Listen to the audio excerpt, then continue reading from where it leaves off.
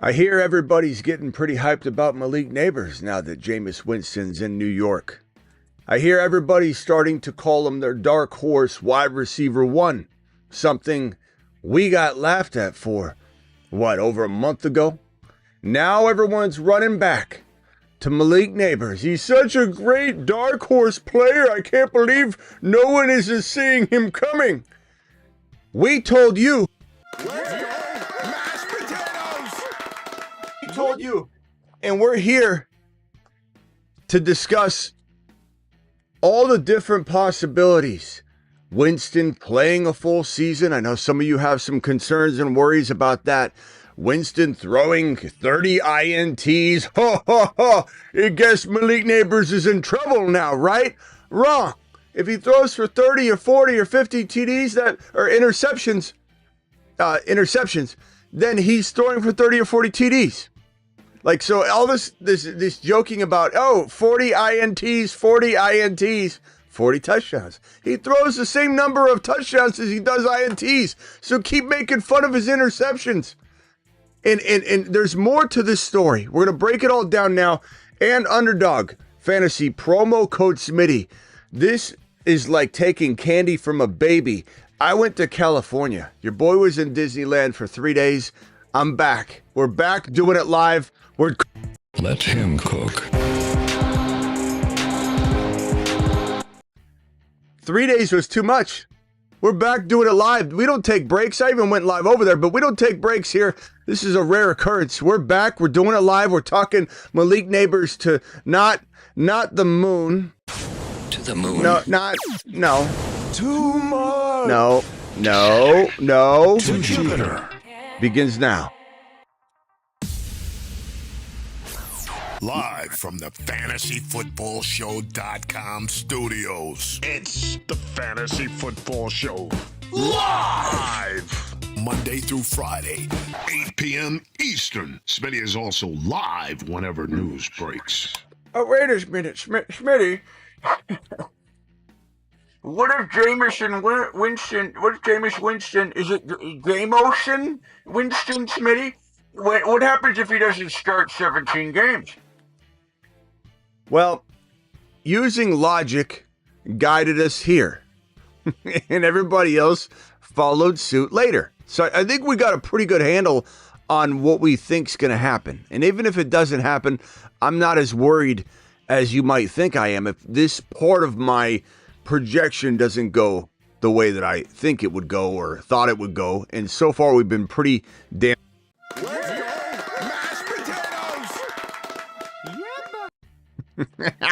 Wait, what's this up here? Malik Nabers, wide receiver one. Ashton Jeanty, top 5. Bucky Irving, top 5. You know who's next? You know who the masses are going to climb on the next train they're going to climb on that we're conducting? The Bucky Irving train. Mark my words. Everyone and their mother is going to come running toward the Bucky Irving train. And you could say, oh, people still like him. No. I don't think you understand what I'm saying. I mean, they're going to run to him and start talking about. Here we are now talking about Nabers. Everybody that's complaining about this situation. Oh, what if, okay? First of all, I do believe that if Shedeur Sanders is available at that 3 pick, the Giants are pouncing on him. You may say, Smitty, I think the Browns are going to take him. Maybe. They might. I'm not saying they won't or they will. We don't really know. What we do know, using some logic, is they've screwed up at quarterback multiple times. Shedeur's getting doubted by a lot of teams, and there's a lot of whispering out there that he's not worthy of a top 10 pick. And I disagree with that, but it doesn't mean that the influence of many teams, not one or two, many teams are going to make the Browns say, if we screw up quarterback again, we're done. We're done. And they might be like, let's grab the best player available, because there's Shedeur is not the best player available. He's not. You got Travis Hunter, you got Jeanty, you've got obviously Cam Ward, who will be gone at 1 to the Titans because they're gonna be smart, I think, and do something smart for a change. But he's not the best player available, Shedeur Sanders. Even though he's the best player for some teams, he's not the best player available. And I think the Browns are going to look to say, let's grab somebody. Let's kind of, we'll float a player for a year. We'll bring in a Russell Wilson. We'll bring in someone like that. Or we make a bold trade for Joe Milton, which we won't be held accountable for if it doesn't work out because it's going to be a low draft pick type of trade. They do something like that is a little smarter than banking on another quarterback. Even though this is not a big contract, it's still a big commitment. You're missing on a big value, high value player. They might be leaning best player available, which Shedeur is not. The Giants, it is the best player available because they have the ability right now, in my opinion. Not that the Browns are that far off, but they have the ability to build this thing right from the ground up, from the jump. I'm not saying they're a Super Bowl contender. I'm not saying they're even a playoff team in year one. But I think with all these pieces in place, Nabers, you need to get Nabers developed. You need to keep Nabers healthy. There's a lot of reasons why it makes more sense. Right here, Shedeur, you don't really have, Jeudy's good, but guess who made Jeudy good? This man, Jameis Winston. Mashed potatoes. You guys, I showed you guys this graphic via a post on YouTube. I put it up on my post tab area in the content. And then I also put this on Instagram, and I'll put it up right now. But this is unbelievable information that I think some of you may not have seen yet because you haven't looked at everything that I've done while I was away on IG or via the community post section or the content section on YouTube. But here is some remarkable numbers. Just how good Jameis Winston is for fantasy. Jerry Jeudy played with J-Mo in this green bracketed amount of games. Jameis and Winston, we're calling him J-Mo, but Winston. So Jeudy played with Winston in this week 8 through 15 bracket, right? During that span, Winston 7 starts with Jerry Jeudy. Jeudy averaged 112 yards, 7 receptions, was on pace for 7 TDs on the year. But that extrapolated yardage and reception total puts him at 1,904 yards and 7 touchdowns and 119 receptions, which in most formats is number 2 on the 17-game extrapolated season. But I put top 3 because of half PPR. I didn't have time while I was, getting on the Matterhorn to crunch the numbers in all formats. So I just put top 3 because that definitely locks it in. But mostly it was wide receiver 2. Jerry Jeudy, extrapolating his numbers, playing with J-Mo in a pretty big sample of 7 games, was wide receiver 2. 1,900 yards, 119 receptions. Look at this game log. 79 yards, 73 yards, 142, 85, 235 yards, 64, 108. Wide receiver 5, wide receiver 1, wide receiver 11. It's pretty awesome. And if you needed anything to get excited about and you were kind of trying to talk yourself into it, that should be number 1 on your list. Jerry Jeudy being number 2 overall for wide receivers, had these two played together all year long last year. Number 2, this man, Malik Nabers, was wide receiver 8 to 9, depending on your scoring format, we'll call it 9, with a garbage carousel of quarterback play last year. Not one quarterback, multiple rotating trash cans. He was wide receiver 9 as he's learning the game. As a rookie, learning the game, meaning he's not even plateaued or at his ceiling yet. Learning the game, he was top 10. Winston, even if Winston, your fear out there, Johnny or William, Worried William or Petrified Peter, is that what if he doesn't play a full season? What if J-Mo gets benched, Smitty? Or what if J-Mo plays badly in week 12 and throws his, 20th interception and they pull him? They're only going to pull him if they have a better option, so we're okay. If they take Shedeur at 3 and the Browns don't take him, then I'm fine with that because I'm actually very fine with Shedeur starting all 17 games. So there are so many different safety nets catching this situation. Number one, the first safety net is Malik Nabers played like wide receiver 9 with worse quarterback play than he's being given now. And if, let's say, Winston plays healthy for 10 games, gets hurt or benched in week 10, then he's no different than he was, but he has 10 games of Jameis Winston. So he's better than wide receiver 9. He probably finishes as wide receiver 5 with 8, 9, 10 games of Jameis Winston and an additional quarterback.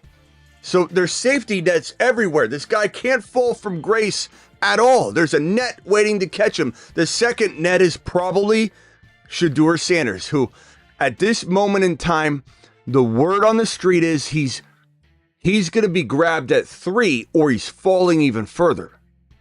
That could change. 11th hour climbs, they happen all the time. The Browns could get cold feet. We know that. We understand that. But that's why I'm giving you these different levels of safety net mechanisms. Mechanism 2.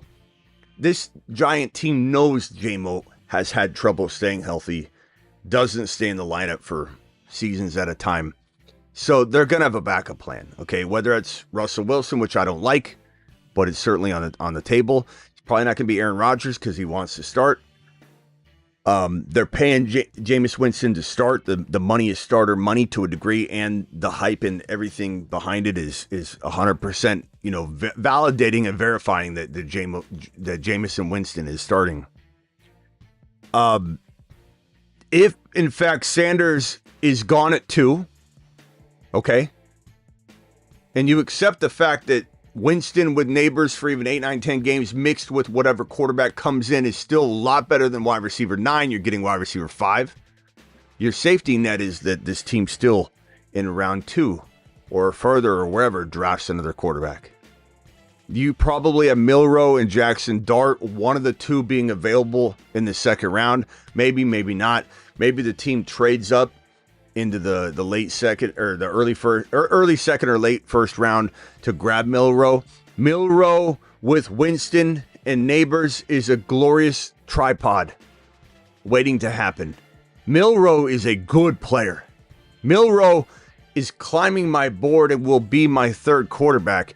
Milroe, in my Milroe video, you see that I have my rookie profile videos up on the main YouTube page. If you go to my main YouTube page and you scroll down on my homepage of YouTube, the Fantasy Football Show, you'll see rookie profile videos. They're all in one row as a playlist. The next one, Fantasy Football Court. The next one, ADP videos. My YouTube homepage is going to be so organized, you'll be able to find whatever you want on the homepage. Start, bench, advice shows, like all that stuff will start accumulating there.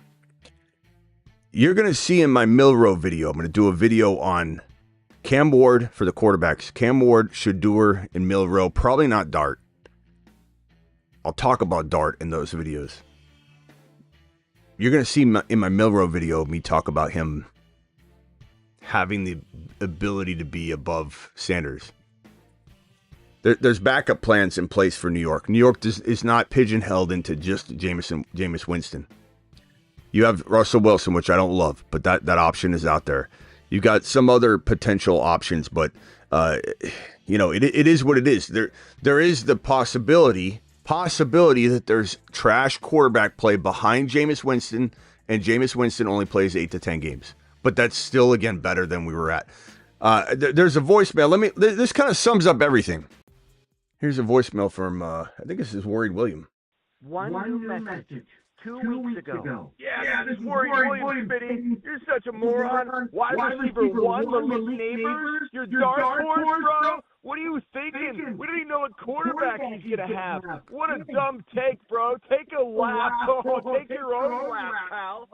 New message. Yesterday at 5:59 p.m. Yeah, this is Worried William. Nabers to the moon, bro. Wide receiver 1, I told you. I've been on this train the entire time. Jameis Winston, baby.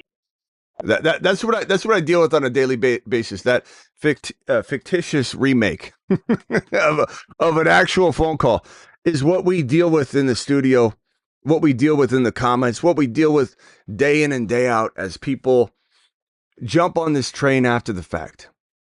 And that little number portrays what we are going to see with this situation, even with the doubters now around Winston, what we're going to see with Bucky Irving, what we're going to see with Breece Hall and Justin Fields being garbage. There's going to be so many people flip-flopping back and forth, but coming back on the train.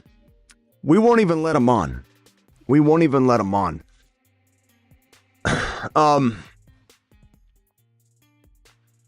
The last thing I'm going to say here, and then I'm going to open phone lines that talk about this. Okay, Gump, if you call, I'm not talking about the Detroit Lions. We're talking about this. You mention anything else than this, I'm hanging up on you. That goes for anybody. You can ask me a question after, but don't call in about, I don't know, Kyle Pitts right now. We're talking about Malik Nabers. We're talking about Jameis Winston. Fit it into your question. What's the value? Is Malik Nabers in Dynasty the number 1 or 2 or 3 overall player? I say he's right there. I say absolutely consider it as the number 1 overall draft selection, 100%. My confidence level of the Giants drafting at least Shedeur, especially based on the rumors that Shedeur is so doubted right now. I don't think the Browns are going there. I don't think the Browns know what they want. I don't think they're built ready enough. They have a good foundation. Like, they get Genty. I like that because I think they start building around the run. But you give Shedeur a raw product to the Cleveland Browns with only Jerry Jeudy, who we've only seen blow up in recent memory, with this man, Jameis Winston. Keep calling it Jameson. Jameis Winston.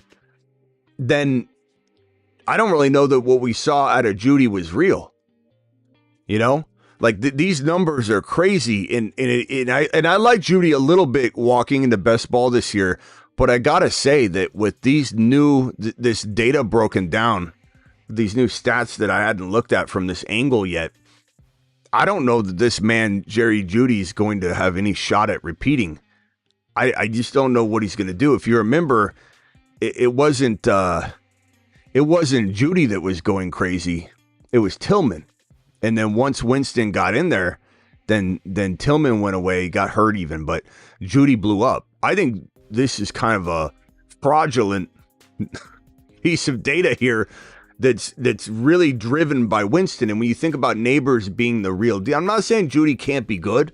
I'm just questioning whether Jeudy can do anything, even remotely close to the same without Winston. But you give Winston to a guy as good, naturally good and gifted as Malik Nabers, who finishes a top 10 wide receiver with garbage quarterback play all year long last year. I think you're going to get these numbers at least on the year, which means he'll finish as wide receiver 2 according to this data, or higher, or right around there, maybe a couple points below wide receiver 2, and it's all a real close race. But my point is, I don't know what Jeudy is. I think Jeudy could be a paper tiger. Jeudy could have been propped up by Winston's glory. And you can make fun of Winston and say he's going to throw for 30 INTs. Again, understand what you're saying. Every INT he has a touchdown. So if you say 40 INTs, 50 INTs, that's your running joke. You're telling us that Winston in your mind scoring 40 touchdowns. 30 and 30, 20 and 20, 19 and 19. Don't throw out an INT number if you're not ready to commit to the touchdown number. And this guy's going to be on pace for 4,500 to 5,000 yards.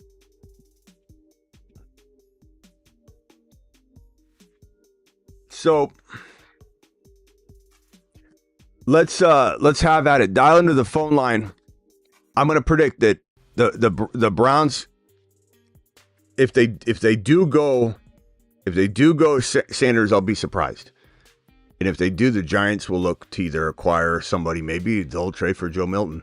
Maybe they'll bring in Russell Wilson, which is the backup plan. That's if Jameis Winston gets injured, then we have somebody coming in there to at least throw those moon balls to Nabers.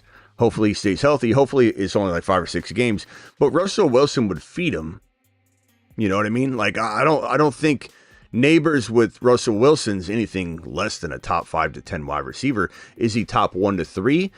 I don't know. He could be. Nabers is that good. He could be. because Russell might just throw only to him, and Russ could suck but still throw enough.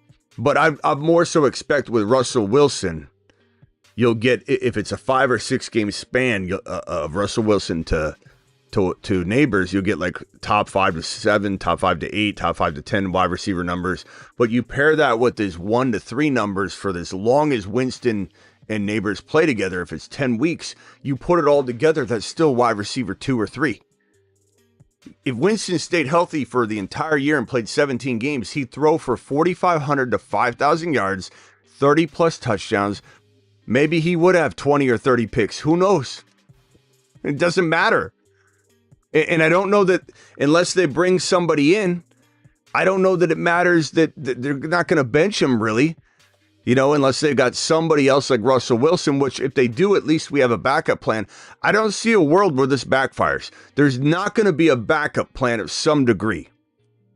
And again, how many games do we get of this electric connection to add on to the worrisome number of games you'd have by way of the backup, whoever it is coming in, Russell Wilson or whatever? I feel great about this. Phone lines are open. Call into the show. Call into the show.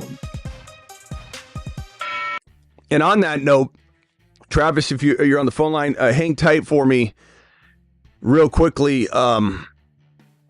Let me go ahead and show you something special.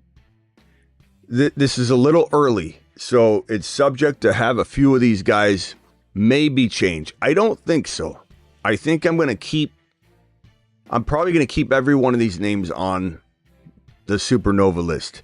Normally, I wait until about August to drop the supernova list, but I feel so confident about so many of these players. I've already put it all together, minus one. There's one TBA spot on the supernova list. Also, you'll notice that after I reveal all 8 of the supernovas, one of them being just a TBA spot, placeholder, you'll notice that the Council of 2024 Space Cadets, the captains, if you will, the commanders, the shuttle specialist, all of the successful veterans from last year is on a panel and council in the video. They're essentially, you could say, locked in supernovas for life, the graduate class of last year's supernova list. So we'll put them on screen, and let me get Gump on here real quickly. All right, hey, Gump, mute yourself. I'm going to play a video. I'll be with you in a second. So okay. Stay quiet. No, now you're going to hung up on because you're not muting. So you can call back, Gump, when the video is done playing. But I'm not going to have you sitting here talking or hearing you ordering a pizza in the background. You had specific instructions that you couldn't listen to. You basically said, put yourself on mute. You go, no, I'll just be quiet. And I said, no, you're going to be hung up on. All right, here we go. I give you, again, 7 of the 8 supernovas. The council are not included in there. They're going to show up in the video just so you don't get confused. I give you the supernovas. There are handfuls of Saturn, Mars, and Moon men, but only 8 can be supernovas. I give you the 8 best picks in fantasy football. They are the 8 supernovas. They are the 8 supernovas.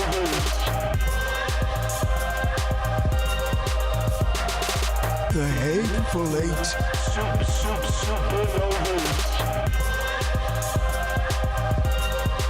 I'm looking at the 8 supernovas.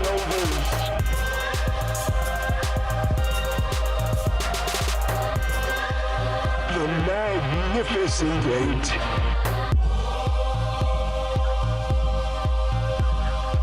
Liftoff of mission 41D, the first flight of the orbiter Discovery, and the shuttle has cleared the tower.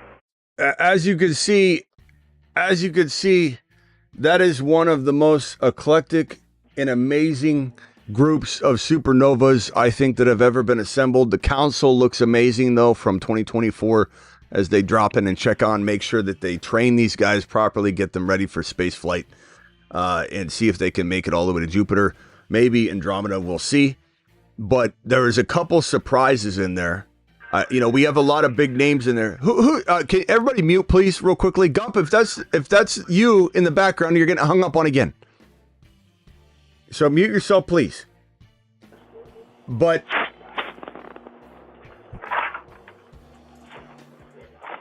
Gump, mute yourself. Okay. I know that there's a couple surprises on there. Let's watch it one more time. There are handfuls of Saturn, Mars, and Moon men, but only 8 can be supernovas. I give you the 8 best picks in fantasy football. They are the 8 supernovas. They are the 8 supernovas.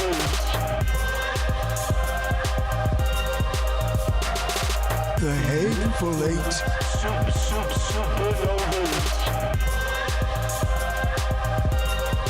I'm looking at the 8 supernovas.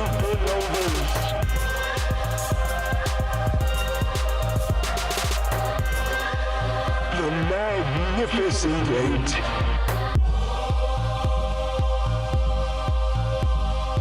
Liftoff of mission 41D, the first flight of the orbiter Discovery, and the shuttle has cleared the tower. So I'm sure Trey Henderson's a little bit of a shocker to some of you to be on this list without his landing spot, but that's how we roll. I'm sure some of you are a little bit gun shy on Genty. Oh, but we don't know where he's landing, Smitty. What if he doesn't go to a good spot? Scared money don't make money. And I know that about 90% of you are probably not against it, but shocked as hell that I got Travis Hunter on there. But the disrespect to Travis Hunter and how everybody's assuming this and assuming that in digesting brainwashed material and content created by people that honestly don't have the resume to be creating content that deep about a player that's playing both ways, that's going to potentially reset the childhood expectation of playing wide receiver, cornerback, playing both sides of the ball. Gump, I still hear you clicking over and over. Do you not have a mute button on your phone, Gump?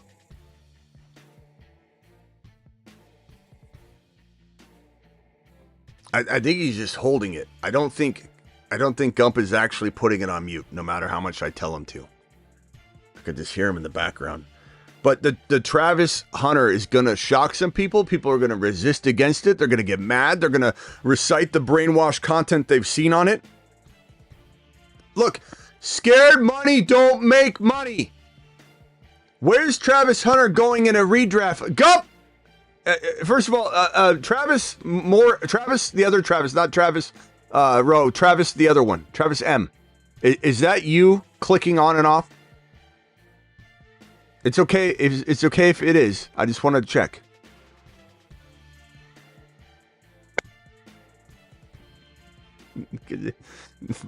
Gump, are you really on mute? Can you just let me know that, Gump? I just took myself off mute. Okay. I put myself back on. It's not me. Okay. Thank you, Gump. We also have the additional clicking that the phone line does for some dumb reason. I don't know. But anyway, Travis Hunter, we'll talk more about Travis Hunter. And if you want to call on and argue as if you know exactly how this is going to go, what if he gets limited snaps? We've already gone over this. This is a Travis Hunter video. I'll be glad to spell it out for you and why it's zero risk. Like, what are we doing with this fantasy football thing? High risk? No. High reward, low risk? Yes. Draft a player like Travis Hunter in redraft in the hundreds overall right now on Underdog promo code Smitty. Underdog promo code Smitty.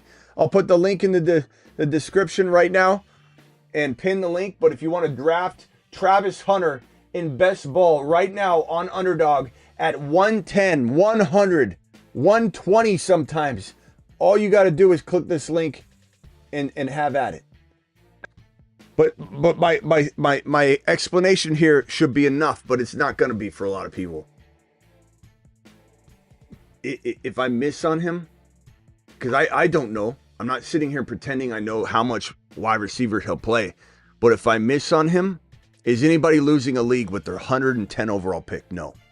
You could drop him and pick up one of the hot waiver wire commodities after week 1, and it's no skin off your back. You're better for it.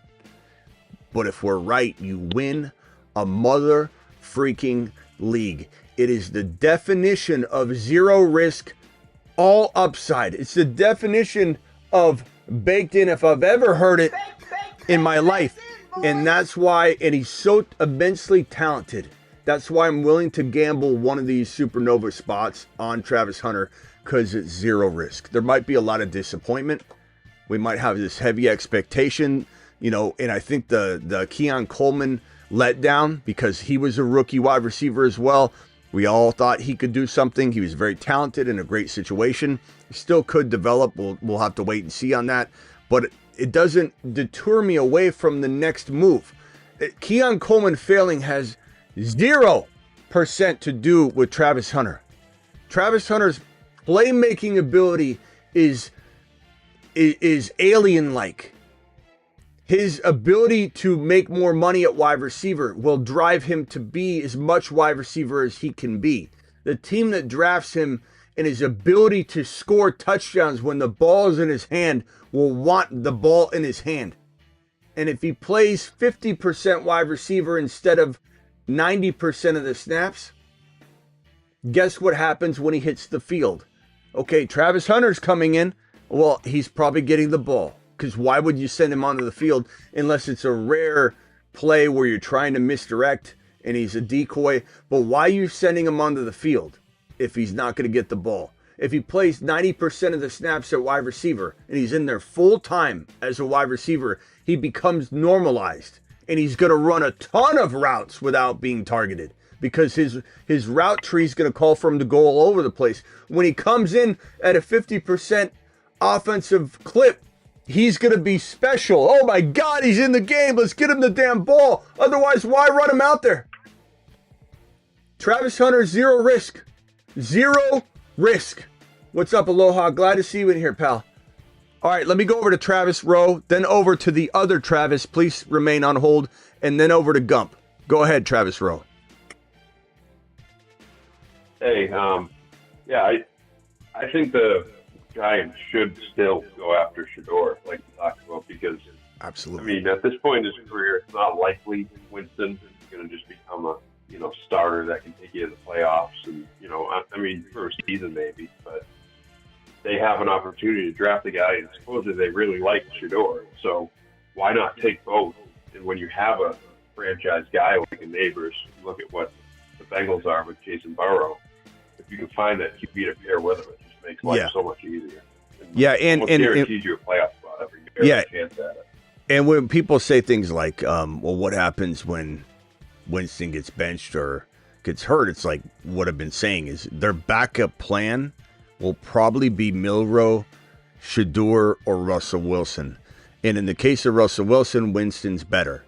In the case of Milroe or Shedeur, they might not be a worse case over Winston. I know we're really excited about Winston and what he can do, but Shedeur under Dable with Malik Nabers or Milroe under Dable, and Dable, for those that don't know, is the man who sculpted and molded Josh Allen into the player he became. And so I find it funny when people think I'm mad or I'm picturing some bleak picture if Milroe or Shedeur got to go into the lineup. I'm not thinking that at all. I'm excited about it.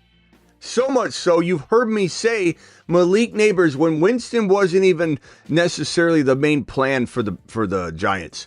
You heard me say if Shedeur goes to the Giants at 3, Nabers continues to be my dark horse wide receiver 1, which I put up on the board. This is not due to Winston. This is me thinking Shedeur Sanders is going to the Giants. Me having wide receiver 1 ranked for Nabers, dark horse style, is me assuming that their backup plan is starting for him, not Jameis Winston.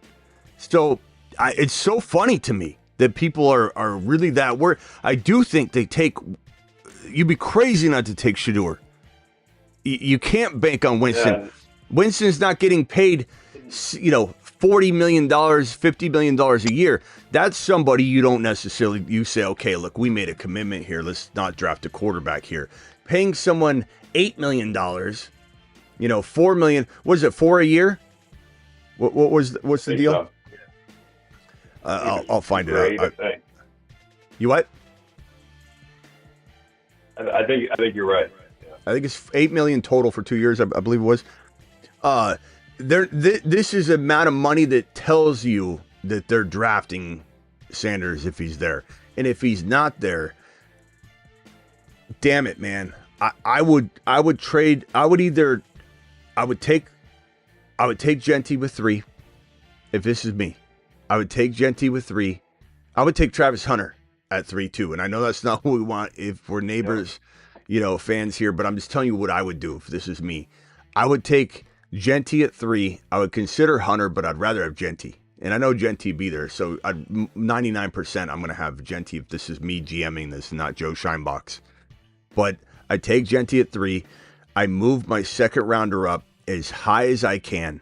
I don't care if it's 20. I don't care if it's 23. I don't care. I'll go as high as I feel I can, and I take Milroe. And I don't care if people think I'm reaching. I don't care. I make sure to grab my future plan.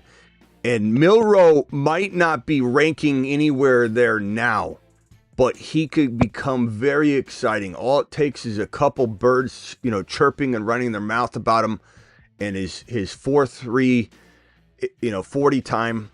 What do you run a 4.3? What is it? 4.3? 4.37. 4.37, 4.38. 4.38. I mean, this guy's running a 4.38. That is crazy. That is crazy. That's faster than. It's probably faster than. I don't know how many, what percentage that would be in terms of the fastest wide receivers in the history of the combine. Where that would rank and what percentile. I'll try and look it up, but that is quick. That is quick for a big boy like him. Milroe's got a cannon. He's got confidence. I know a lot of people are scared about Milroe. They look at Milroe very similar as if he's AR5. And Travis and I have talked about this. People look at Milroe and they just think, that's AR5. just like people look at even Jeudy. Even though Genty's a running back and MHJ's a wide receiver, they look at Jeudy at 11 and they go, that's MHJ. I don't want to get disappointed. They tie dumb things together. Acting like AR5 equals Milroe because he's an unknown quarterback to a lot of people that's big and can run, and you don't have the resume. You don't have the resume in Milroe passing to assume that he can do it, so you just assume he's bad at it. You assume he's inaccurate. There's gonna be a lot of work with him. He's good. He threw some good footballs, and running that 4.37 or 4.38 40 is unbelievable. He reminds me in some ways of Joe Milton more than he would remind me anything close to AR5, because Joe Milton and Milroe are specimens. They're just in Milroe. Let me put his stats up so everybody can take a gander at what he produced. But it was an unreal. See, his stats are just unreal. His rushing stats are crazy. If people don't know, he ran for 20 touchdowns on the ground last year and 726 yards. And that's going to, again, trigger people to be like, oh, this is an AR5. Milroe's garbage. You can't. Smitty just say trade into the first round for Milroe. Smitty obviously doesn't know ball. I don't care about what those people say. Those people don't even know who I am. Those people don't know that I've been doing this for as long as they've been in diapers. Some people that say that to me weren't even born when I started to do this professionally. So I could give two shits what anybody says about me that's coming from a hater angle that doesn't even know me. But 2024 rushing numbers on this bottom line here. Let me grab something real quickly to highlight this. Where is my... There it is. Okay, so on this bottom line here, you can see in 2024, last year, Alabama quarterback Milroe, 168 carries, 726 on the ground, 20 touchdowns, a long of 72.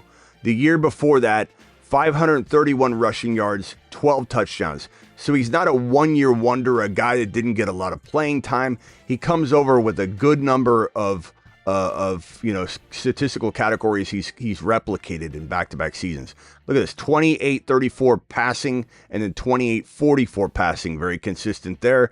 6 INTs only in 2023. 11 isn't that bad either. I mean, it's a shorter season, but still 23 and 16 were his 2 passing total TD seasons.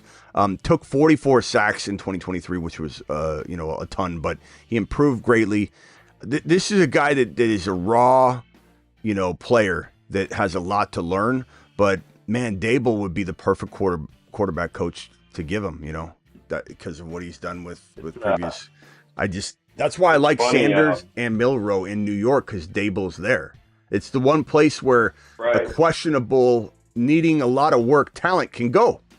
You got Nabers and Dable. Milroe's 2023 stats are very, very similar to Joe Milton's last year at college too. So there's definitely some similarities there with their throwing and their passing. Yeah, and like you said, put them with Dayball.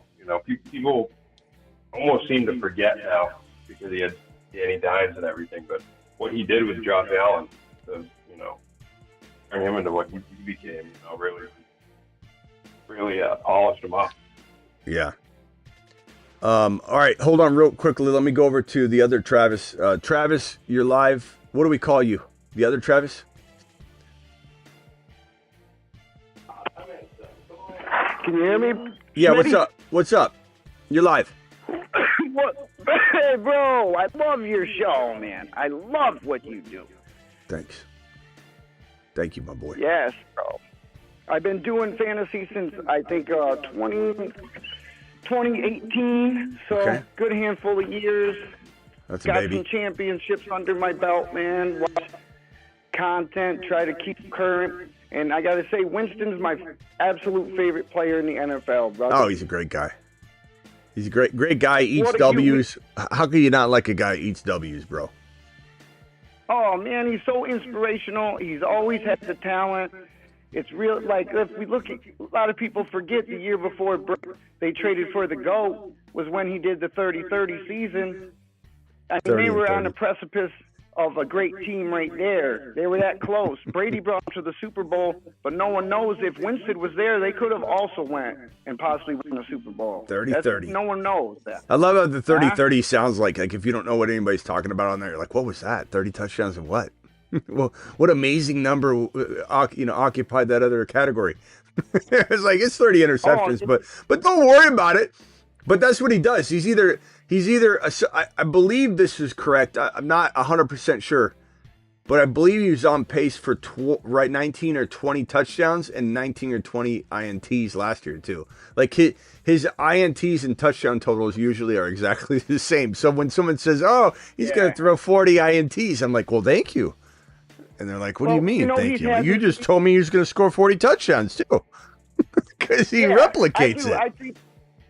Oh yeah, well, I think if someone sticks with him, see, he's going to catch a rhythm. And see, I lament to the season with the Saints when he finally got in after studying with Peyton under Drew Brees.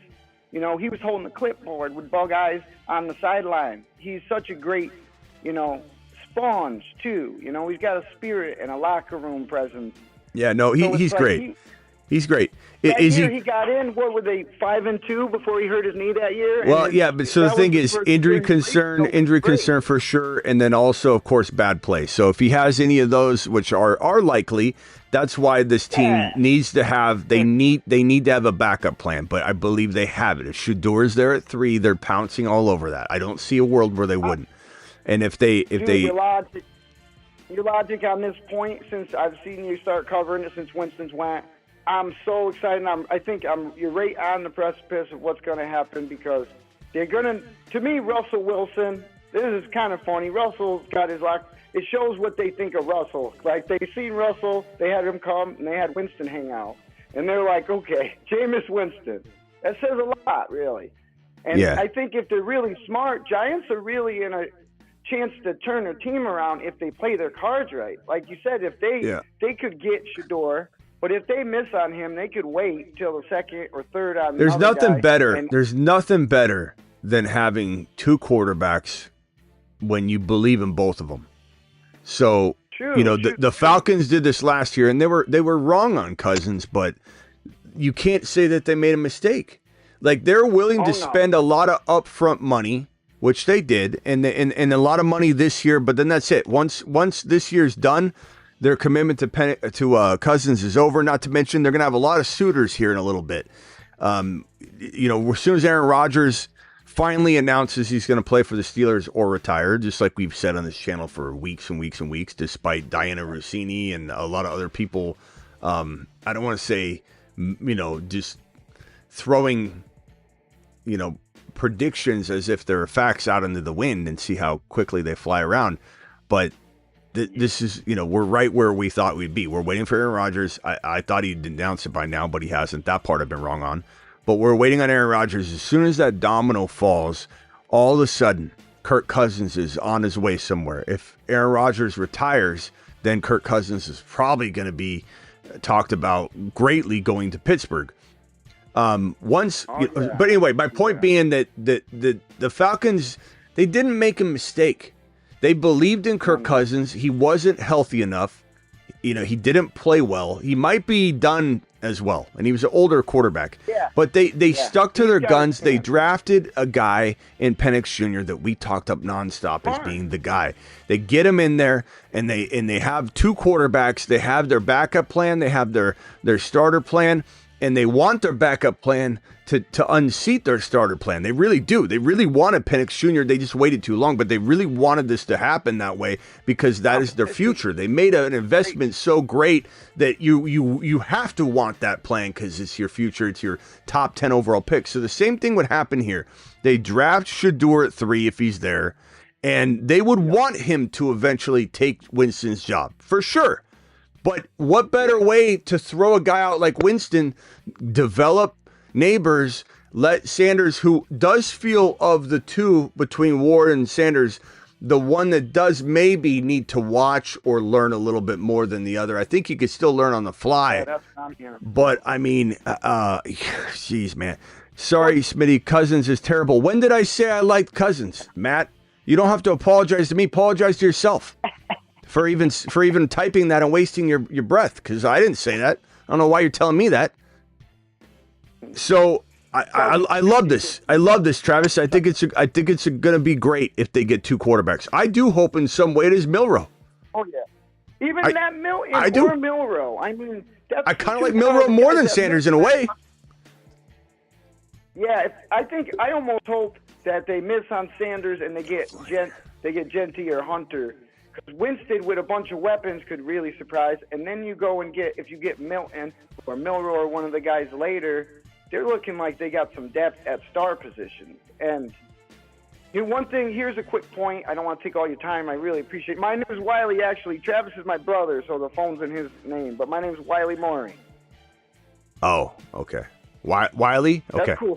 Wiley. Wiley Coyote. That's right. Okay, brother. Wiley. I'll make sure to change that. All right, Wiley, appreciate you. You can mute yourself if you want to stay there for a little bit if you got another question. But listen, I got one point. So one thing about Shador, though, that's cool is Winston's a pocket passer. He's a master at being cool and trying to dodge the guys, even with his drills. So if Shador comes in there, he is really cool in the pocket in that way where they wouldn't have to change the offense a lot once they transition, if that comes from Winston to Shador. All right. I like that. All right. Hang tight. Let me go over to Gumpy real quickly. And Gump, go ahead, Gump. You're live. I'm here. You hear me? You're live, Gumpy. Hello? Always assume we can hear you. Hey, Always be ready and on point. We don't waste time on the phone line. Come on, Gumpy. Okay. High knees. Right, it wasn't me on the... Okay. I had myself muted. All right, Gumpy, what do you think here? But anyway, I love Famous Jameis. Really do.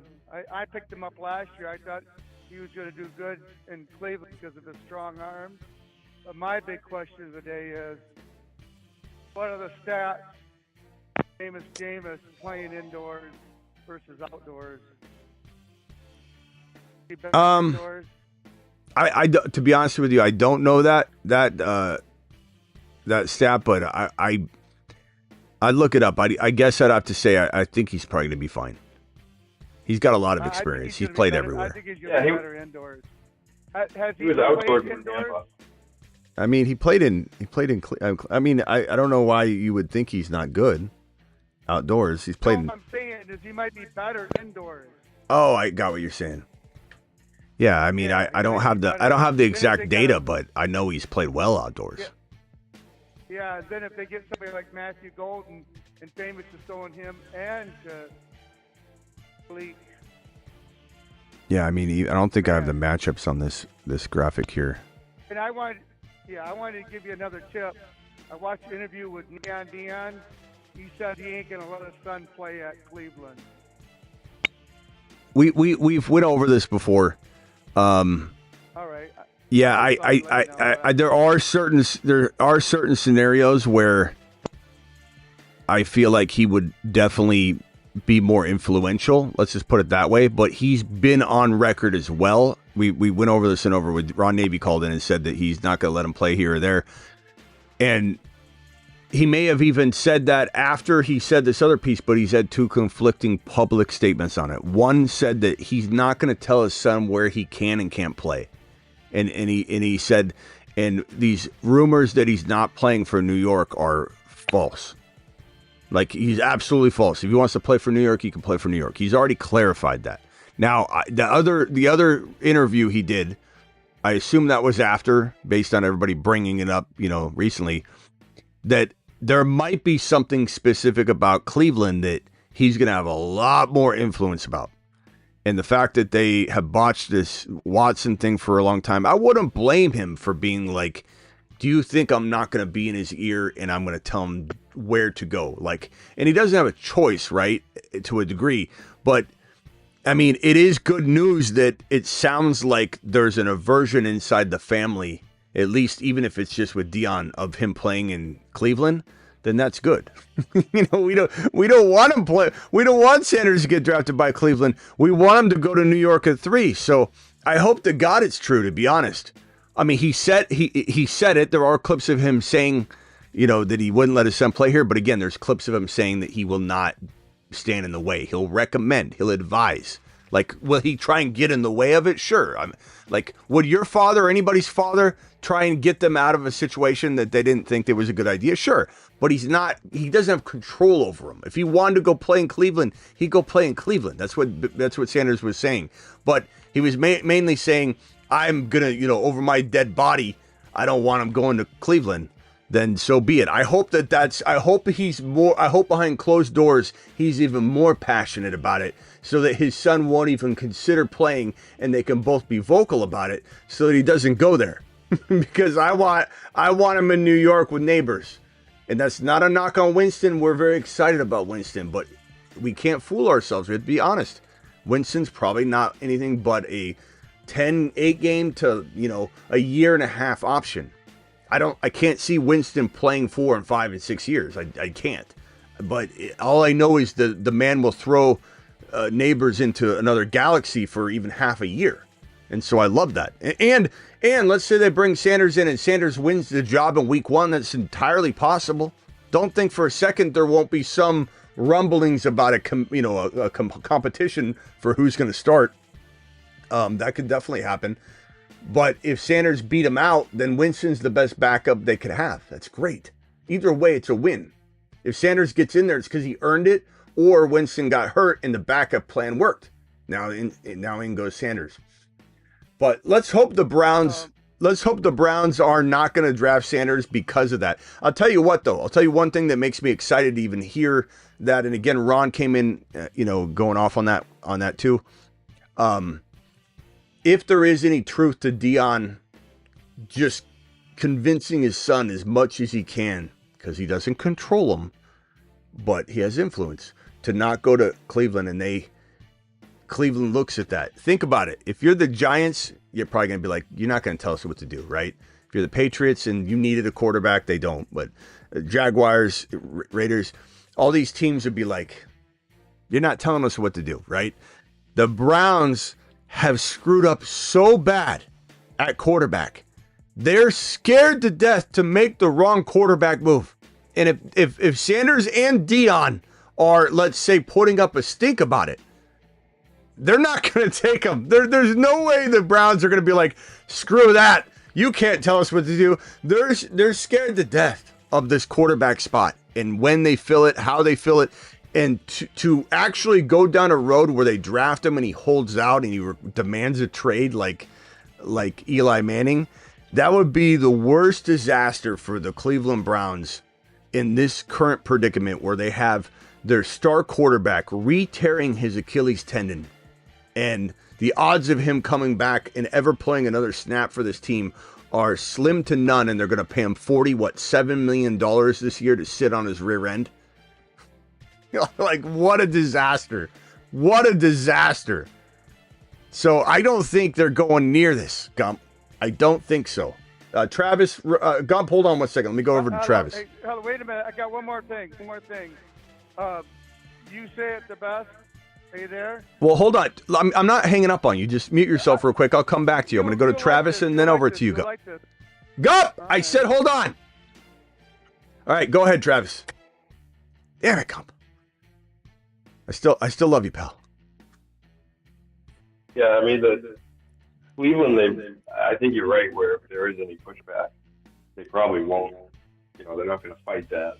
And especially because, I'm not saying Sanders can't be a franchise QB, but, they could take a Jackson Dart later, or they could take someone next year. It's not like Sanders is a Peyton Manning, put it that way. Or, you can't not take him, like the Elway situation or something like that. So I think they'd pass if there's any type of pushback. I think they would do that. They would do that thing where they'd be like, "Oh, we didn't want him anyway." I think they'd be like, "Oh my God, we almost just walked into it." Sanders either. You what? Honestly, I don't know if Cleveland is the best place for Sanders either. No, obviously New York is better. I don't think it is. I think kind of like to see him go somewhere else. Look at this. He drops a little bit. Look at this contract here. So, gotta get this fly. I can't catch him. So if you look over at the let's see here. He restructured. I can't get this fly. He's flying right in front of my screen over and over. He's quick. He's about as fast as Genty. He's really agile. He goes left. He goes right. Base salary. They reconstructed this deal.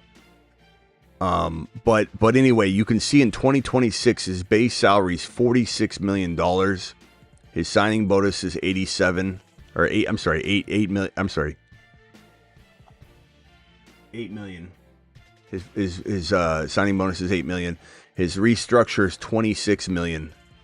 His cap hits 81. His dead cap is $135 million. So they're screwed. They're so screwed on this deal. This is the worst trade and contract, and especially combination of the two in maybe sports history, where you're paying this guy this amount of money and he's nothing. He's done nothing for you, and he never will. He has $135 million dead cap. But you look at this base salary column right here. He's going to get $46 million next year. That's what I'm saying. They're still enduring this pain. There's no way they can afford or even weather through. The fan base could weather through them. Shador Dion saying, if true, we're not playing for you. There's no way they're going near it. They're going to be like, we don't want you anyway. And they're just going to go the other direction. There's no way. Not to mention, can they even mess around with it? I think the best thing for them would be to go and get Joe Milton in a trade that costs you a 3rd round pick. And if you screw it up, no one cares. No one even remembers you made the trade. You're at least trying. You're trying to bridge quarterback it. That would be the best move you can make. And while I don't love Joe Milton in Cleveland as much as I would like in LV or a couple other places, it's still a great thing to give him a shot. And if you build around him, maybe it does turn out to be well. And especially because what if Cleveland took Jeudy? If you took Jeudy or Travis Hunter and then you brought in Milroe, Joe Milton, all of a sudden now you have a team, because you got Travis Hunter or Jeudy on the roster. So it's a whole different thing. That's what I wonder is how would the Patriots swing that? Unless they're moving up, I guess. They probably don't want to trade with the Giants or Cleveland before the draft or give them Milton because they want Hunter to fall to them. Hunter work hard. Yeah, I mean, that's a good point. I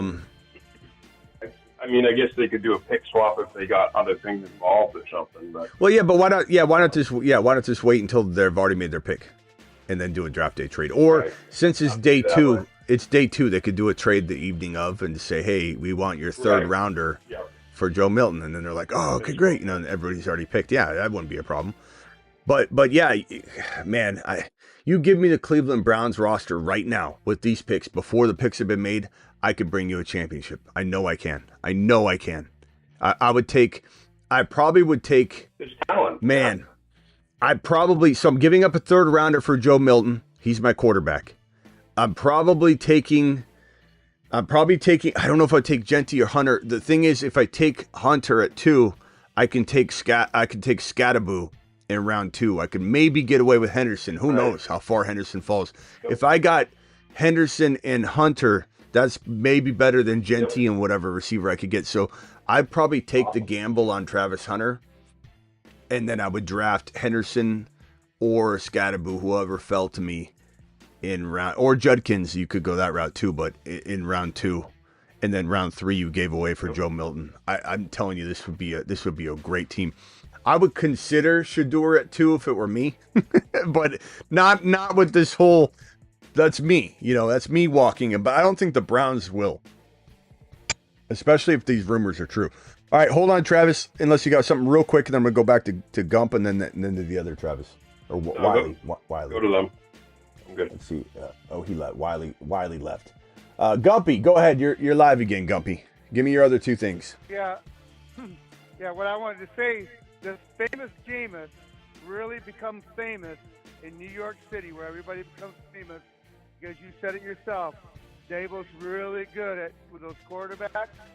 And so, is this the best landing spot ever for famous Jameis? This is where he settles down and really becomes famous. He's on my sleeper list of people to grab as of now. I feel like you could have said that one sentence, but yeah, I think this is the best place for him to go, but I'm being a realist. I'm objective. I'm not I like to think of myself as the most unbiased fantasy football analyst on the planet. And I might be biased in that. but I really do believe that I have the ability, because I don't hang my hat on any fandom. I play in so many leagues I don't care. I've done this longer than anybody but Matthew Berry, essentially. And he's only a couple years ahead of me in terms of being in this business. So I have a lot of experience of being able to balance my predictions with what I root for during the year. Like example, the Kenneth Walker example we always give, where he was on the Moon Man list, draft him. And then in week 4, I said, trade him. And everybody's like, what? Because it's adjust and adapt. I'll always be like that way. I think I'm being honest with myself and saying that I love this landing spot for Winston. I love it for Nabers to the moon, but I'm not going to expect something more than 8 to maybe 17 games if we're lucky, or maybe he misses a game or 2 in the middle of the year and you get 15 games, but it's, pretty much a whole year. I'm not going to expect anything past this year.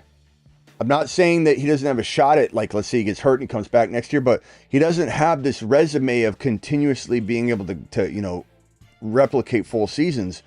I'm not delusional, but I think it's great because it's 10 times better than what Nabers had last year, and he was wide receiver 8 to 9, depending on your scoring. So if he could be wide receiver 8 to 9 with trash cans in the lineup, imagine what he'd be with Winston in there for even 10 games. And then let's say our worst case scenario, Russell Wilson goes in there for the other 7. Well, I mean, those 7 games with Russell Wilson, he might be wide receiver 4, 8, 10, 12, 5, like average out about 7 or 8 in that 7 games. Then you have the games with Winston where he's maybe averaging the 2nd or 3rd most wide receiver points. You put them together, he's number 5 overall in the year. Like, that's the way my mind works. I'm not worried about Winston not finishing the year like everybody else, because it's not like he's getting 0 points, Malik Nabers, in weeks 12, 13, 14, 15, 16, 17. Like, everyone just assumes the end of the world. That's kind of like when I say in best ball, if you do draft a guy like, let's say, Derrick Henry, and I'm more apt to draft him in best ball than I am in redraft. If I get 10 amazing weeks and he goes, and you tell me, Smitty, he tears his knee up and never plays another down in the NFL from week 10 on, I still would draft him in a lot of scenarios because I know I'm going to have my 2025 version of Bucky ready to go. My Tank Bigsby, baby. He'll be thrown in for me automatically. And if you tell me that Henry's the running back 1 through 10 weeks, best ball's different like that. So, Winston, I love Winston, but no, he's not going to turn into some, prince overnight and be a 5-year starter. But I love him this year. Well, he's 31 years old, too. I mean, I agree with you. Like, I like him for that spot starter for a year. I just don't see a huge future for him as a starter. Now, I will say this. If they do pass on Sanders at 3, I might end the live stream. I might get up and walk away. Not that I'm worried about this year, but the opportunity that affords Nabers for future years, I'll be so upset about. And the protection if Winston gets hurt. But yeah, that's the only reason I wouldn't turn off the live stream is that we're waiting for the backup plan, which is better than the main plan, really.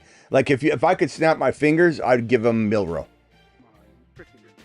Yeah, I like that. I just would. I just think Milroe's with Dable, and that's the tricky part, right? Milroe not with Dable and Nabers, I might not like as much in a different situation than Sanders with Milroe and Dable. In fact, I know that. If Sanders goes to New York with Nabers and Dable, I like Sanders better than Milroe no matter where Milroe goes, unless it's something crazy we're not thinking of right now, like LV and Geno tears his Achilles right before the draft and they draft, like something like that. And he's starting and he's throwing to Bowers and he's right from the jump. Then all of a sudden I'm like, okay, I like Milroe a lot there. But if Milroe goes to New York with Nabers and Dable, and Sanders goes to where's he even go if New York doesn't take him? What if he Raiders? One thing I've seen is if he falls to the Rams, Saints. would the Rams take him? Or are they going to you never know. That fall is crazy when it happens, but I think the Saints would take him at 9. I don't think the Saints would let him go. So let's say Milroe. Let's say Milroe to New York in the 2nd round. Okay, let's just be logical about it. So we're pissed off and we wait till day 2 and then they take Milroe and we're like, thank God. So Milroe to the Giants in the 2nd round. Sanders to the Saints. I want Milroe 10 times out of 10. 10 times out of 10. You know who I picture Milroe? You know where I picture Milroe right now when I close my eyes? Where? Take a guess. Pittsburgh. Huh? Pittsburgh. Yeah. Is it? Yeah, Pittsburgh. That's funny because I've been thinking they might take a run at him too ever since they said I can picture it. Out over looking at him. I'm not saying I want it. Makes sense. Even if they sign Rodgers, it makes sense. Yeah, I just picture it. I don't want it, but I picture it. Miami would be it would suck because I want him as a starter right away, but maybe patience is a virtue here. Tua is not the long-term answer. I don't care what they thought when they signed him to a deal. But Milroe would be the perfect solution for Miami. If I'm any team, really, if I'm the Bengals, if I'm the Buffalo Bills, I want Milroe I don't care what anybody thinks of that. It's smart. It's just smart. Look at, as dumb as the Falcons were to so many people, and it is logistically dumb. I agree that it does not look good and the money doesn't make sense and they burned it, but it was brilliant. The drafting of Penix Jr. was brilliant. Doesn't matter. Their mistake is at the front end if you want to argue it. So I just think having that player, if you believe in the player, so Joe Milton would be actually the number one choice for me. But then I'd take Milroe after Milton. But if I'm the Miami Dolphins, I'd go trade a third rounder for Milton, Joe Milton in a heartbeat.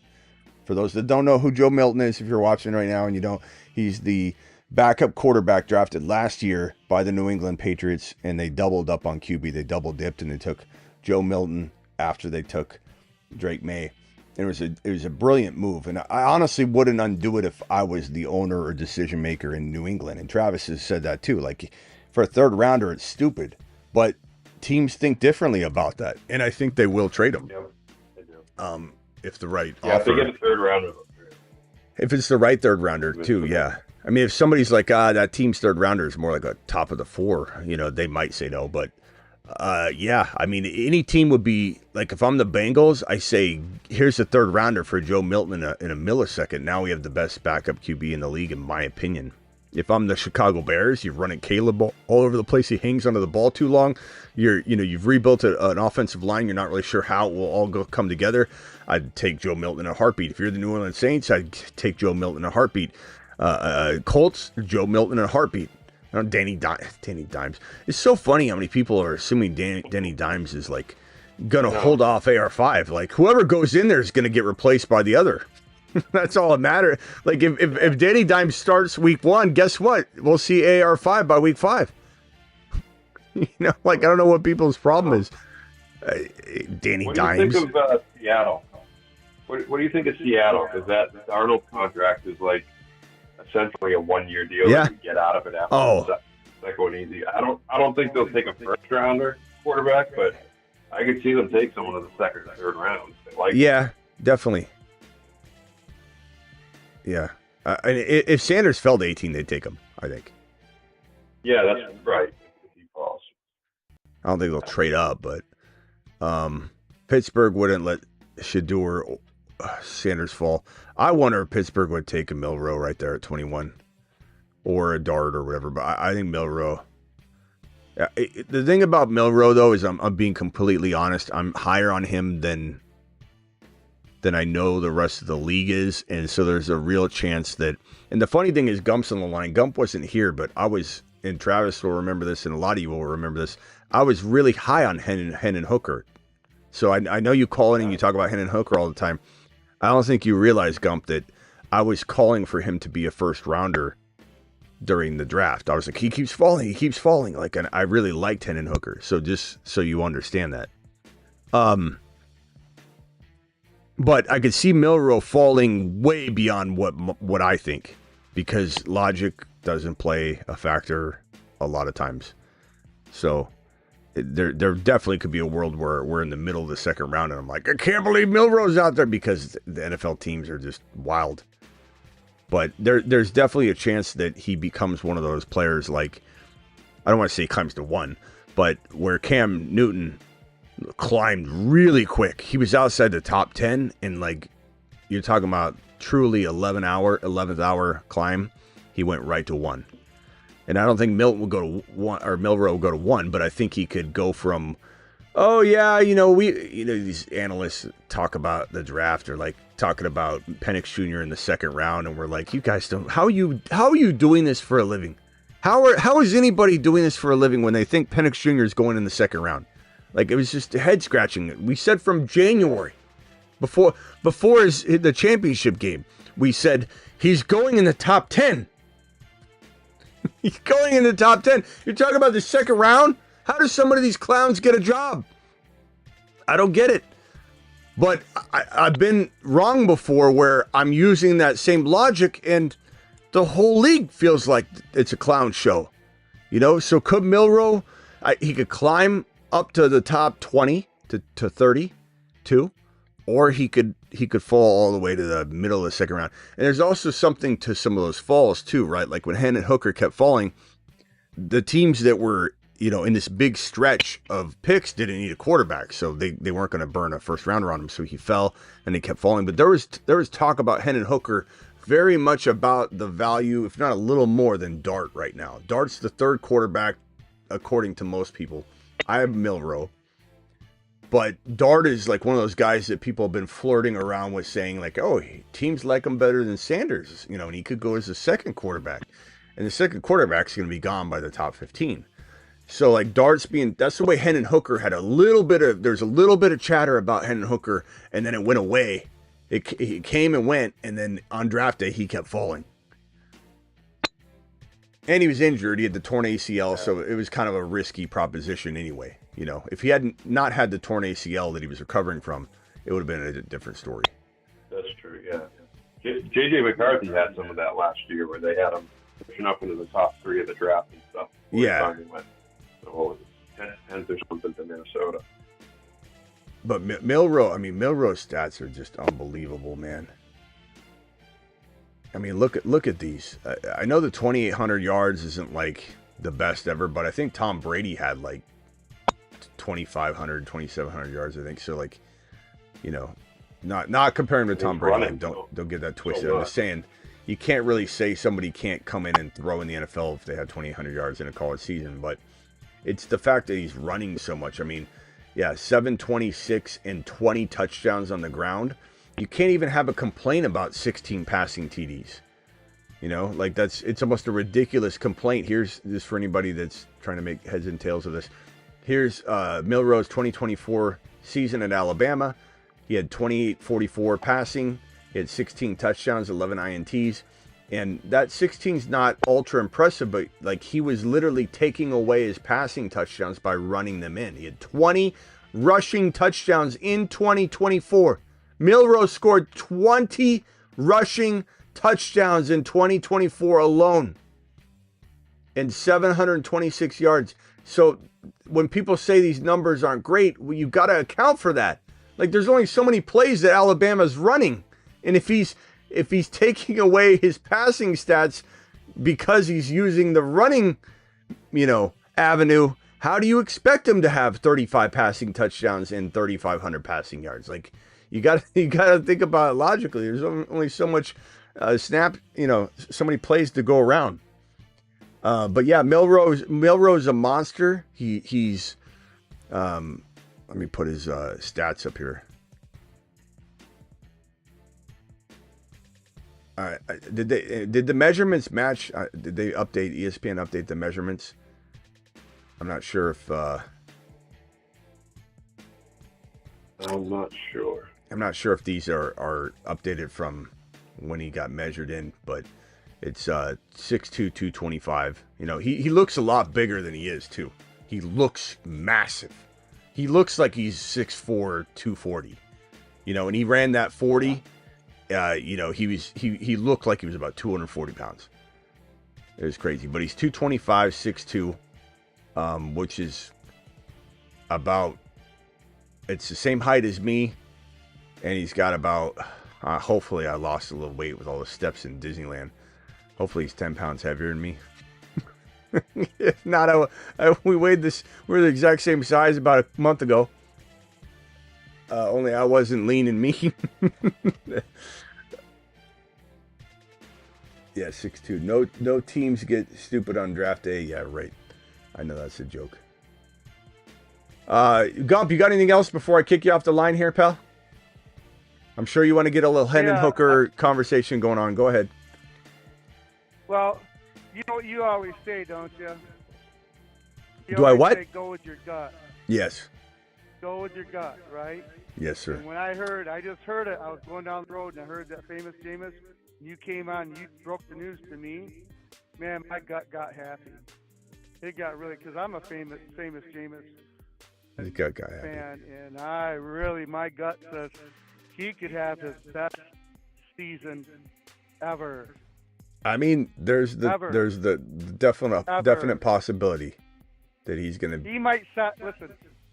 He might set Jameis famous Winston in New York becomes famous and sets the NFL record. Come on, Gump. Don't get too excited. Because no, didn't you say Dable's good? How good is he? Didn't you say it? You said it. Dable's the best. Gump. Boy, This is for your own good, though. If This he's- is for listen, Gump. do you Gump, think- listen. Do you think famous Jameis is not stoked right now, throwing to Malik? It doesn't have anything to do with what we're trying to talk about right What now. do you think he's? What? Hey, how old I is? think he's very excited, Gump. How old is famous Jameis? 31. He's not a young man. 31. 30. And is that young in quarterback years? Nah, it's about 30, 33, 34 is when you start really you're gone for most people. But 30, 31, 32 is like you better get going. But you know what's crazy is he's 6'4", 230. Man, I'm telling you, he's a big boy. Listen, I got a gut feeling. I got a big gut feeling about famous Jameis. I know you do. You've said that 10 times. Listen, he's a sleeper as far as fantasy leagues this year. When he has played a complete season, hold on, Gump. When he's played a complete season, so I got his career, game log or career stats up here, and there's a lot of. He's played 1, 2, 3, 4, 5, 6, 7, 8, 9, 10 seasons. That's a long time. His first 2 years, he played 16 games. What's his best? He had His best. 4,000 yards. What's his best? He had 4,000 yards and 22 TDs. He had 4,000 yards and 28 TDs. He's super consistent. Like you could almost. Where was he playing at? Where was he playing Tampa. at? Where was he playing at? Tampa, Gump. Tampa. Okay. And they got good wins. Then in Gump, hold on. Gump, hold on. You're gonna get hung up on. Hold on. Since 2020, though, he's only put together one. And he hasn't necessarily been counted on. I'm not saying he has, but he's only had one season where he's been asked to throw down, or been able to throw down, starter numbers. New Orleans, he tried. Cleveland Stadium. Gump, hold on. So 14 TDs. This is kind of a wild stat. 14 TDs and only 1,100 yards. Like that's kind of crazy when you look at it, because you look at how off that is. 4,000 yards during this 2016 campaign in 28 touchdowns. 3,500 yards and 19 touchdowns. 2,919 touchdowns. 5,033. So his big year. 5,000. Yeah, he's capable of 5,000 yards. And Travis, didn't you say yesterday that had he played a full, was it you? Had he played a full season, he would have been on pace for 5,000 yards? Or no? Yeah, I think it was just under 5,000, right around it. So his 7 got it right games. here. His 7 games last year Yeah, with the Browns, right down here. 21 Yep. on 12.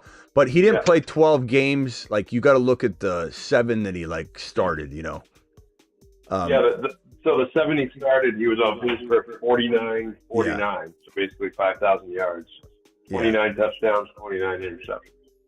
Yeah, but look how consistent he is. 33 TDs, 30 interceptions. 13 TDs, 12 interceptions. He's so consistent. 4,000 yards with 4,042, 4,090. 7.6, 7.2. Like, he's just consistent as can be. Look at this. Attempts, 535, 567. He just, when he plays, and then here, where was this other game? So he played 3 full seasons.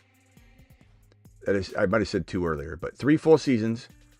And then during this season, this 5,000 yard campaign, 33 touchdowns. Like, Gump, I'll leave you with this. I think that it's a tall. Listen, is Dable? No, you listen. This is my show, Gump. It's my show. All right.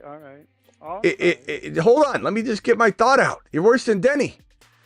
If he gets to play a full year with Malik Nabers and Dable, it's the best situation he's ever had, as you just alluded to 10,000 times already. I think there's a chance that he has well over 4,500 yards, which means Nabers has 1,400 or 1,500 yards. If he says, hell, there's just no way he can't. He might have 1,800. He might have a 1,800 yard season, Malik Nabers. If for any reason he's able to stay healthy, both these guys stay healthy together, there's a good chance that Malik has 4,000 to 4,500 yards. He could have 5, but we'll just say 4,000 to 4,500 yards, which means with the receiving options that Winston has available, which is very little, with the laser locking ability he has that very much mirrors Matthew Stafford to Puka, Matthew Stafford to Kupp in years past, Ben Roethlisberger to Antonio Brown. There's really no quarterback I can think of other than Stafford, Ben Roethlisberger, and a couple others, but Winston's in there as a guy that laser locks on one guy.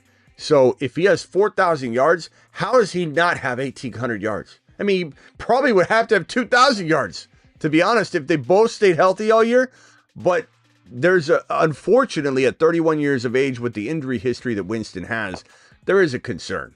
You know, you can't expect him to stay healthy all year. You can't expect it. You can hope for it. You can't expect it. And that's why the Giants have to be smart and grab Sanders here. They have to. Not to mention at 31 years old on an $8 million deal.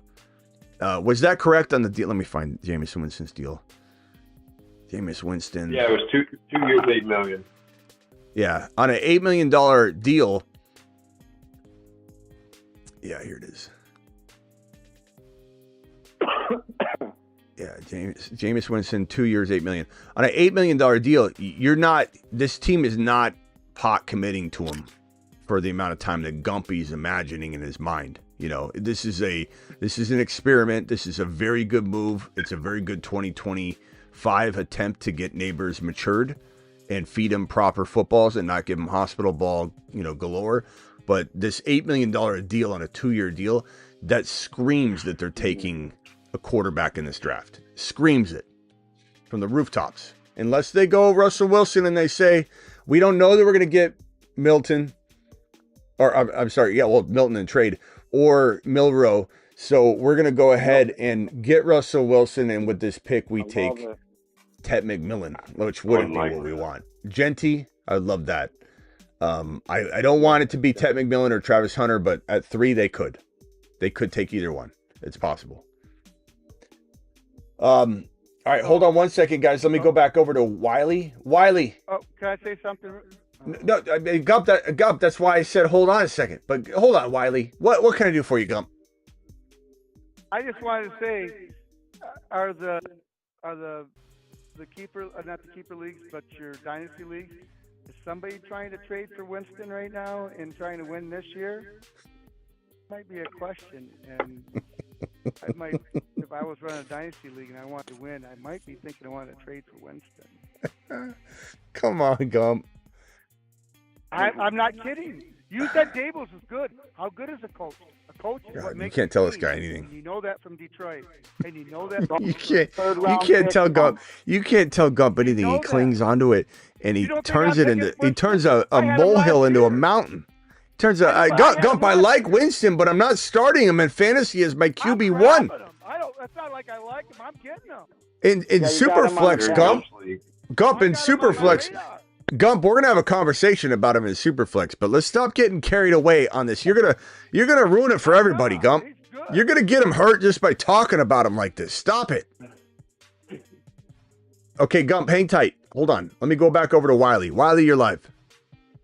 Hey, bro. Hey, Gump, truth be told, I'm in a bunch of dynasties, and in every dynasty, I have Jameis Winston on my team. I already got him. Chief. Are you getting any knocks on your door? Yeah, I like that, and I like the angle too. Like, if we got Shador going there, I think that's brilliant. I love your angle on that. And if you go somewhere else, bro, don't tell me the truth. Is someone knocking on your door to get Winston in Dynasty? Winston for a 3 in Dynasty. That's where you got an offer? Oh, it's not in Superflex. I'm talking about just normal Dynasty. Regular? No, regular. Okay. No one even. I didn't think so. I know Gump's picturing him. Gump's picturing him in like a Superman outfit, real tight blue outfit. Little tight around the waist, big cape with a W on it, and I think he thinks he could just jump up and nobody give him a cape and a Jameis Winston superhero costume, because Gump will take take a dive off the top of his tractor trailer that he's driving around. Gump, what are you delivering today, Gump? Freaking Winston is a God, man. He's a Bible thumper. He's right up my alley. God, Bible, and yardage, and point. Doing the cereal. We just What do you? got here. Hey, what are you hauling around? Jameis Winston figurines, some jerseys. What do you got in the back of the truck tonight? Are you kidding me? You don't think I'm grabbing Jameis? Oh, I'm getting a Jameis jersey, no doubt. Okay, hey, You Gump. know that's right. New Gump. York, brother. Gump. I'm getting a Giants Jameis jersey in a month. You know that's right. Gump, what are you hauling in your truck tonight? What are you hauling in the truck tonight? Cereal? With that jersey. He can't can't hear anything. Got over here When he gets in his zone. Okay. I've never been here before, but I'm over here at the. Can you imagine if they made a Jameis Winston cereal? Can you imagine if they made a Jameis Winston cereal? W's? Yes. Like W's? And you eat the W's? Oh my God. Gump, how many boxes would you buy of that if you knew it was a limited edition? If I won my fantasy league, because of him, I'm going to grab him and Baker this year in my draft. He can't listen. He can't focus. I asked him a simple Baker question, and he goes, "I'm going to draft him. I'm going to draft him, and I'm going to draft Baker."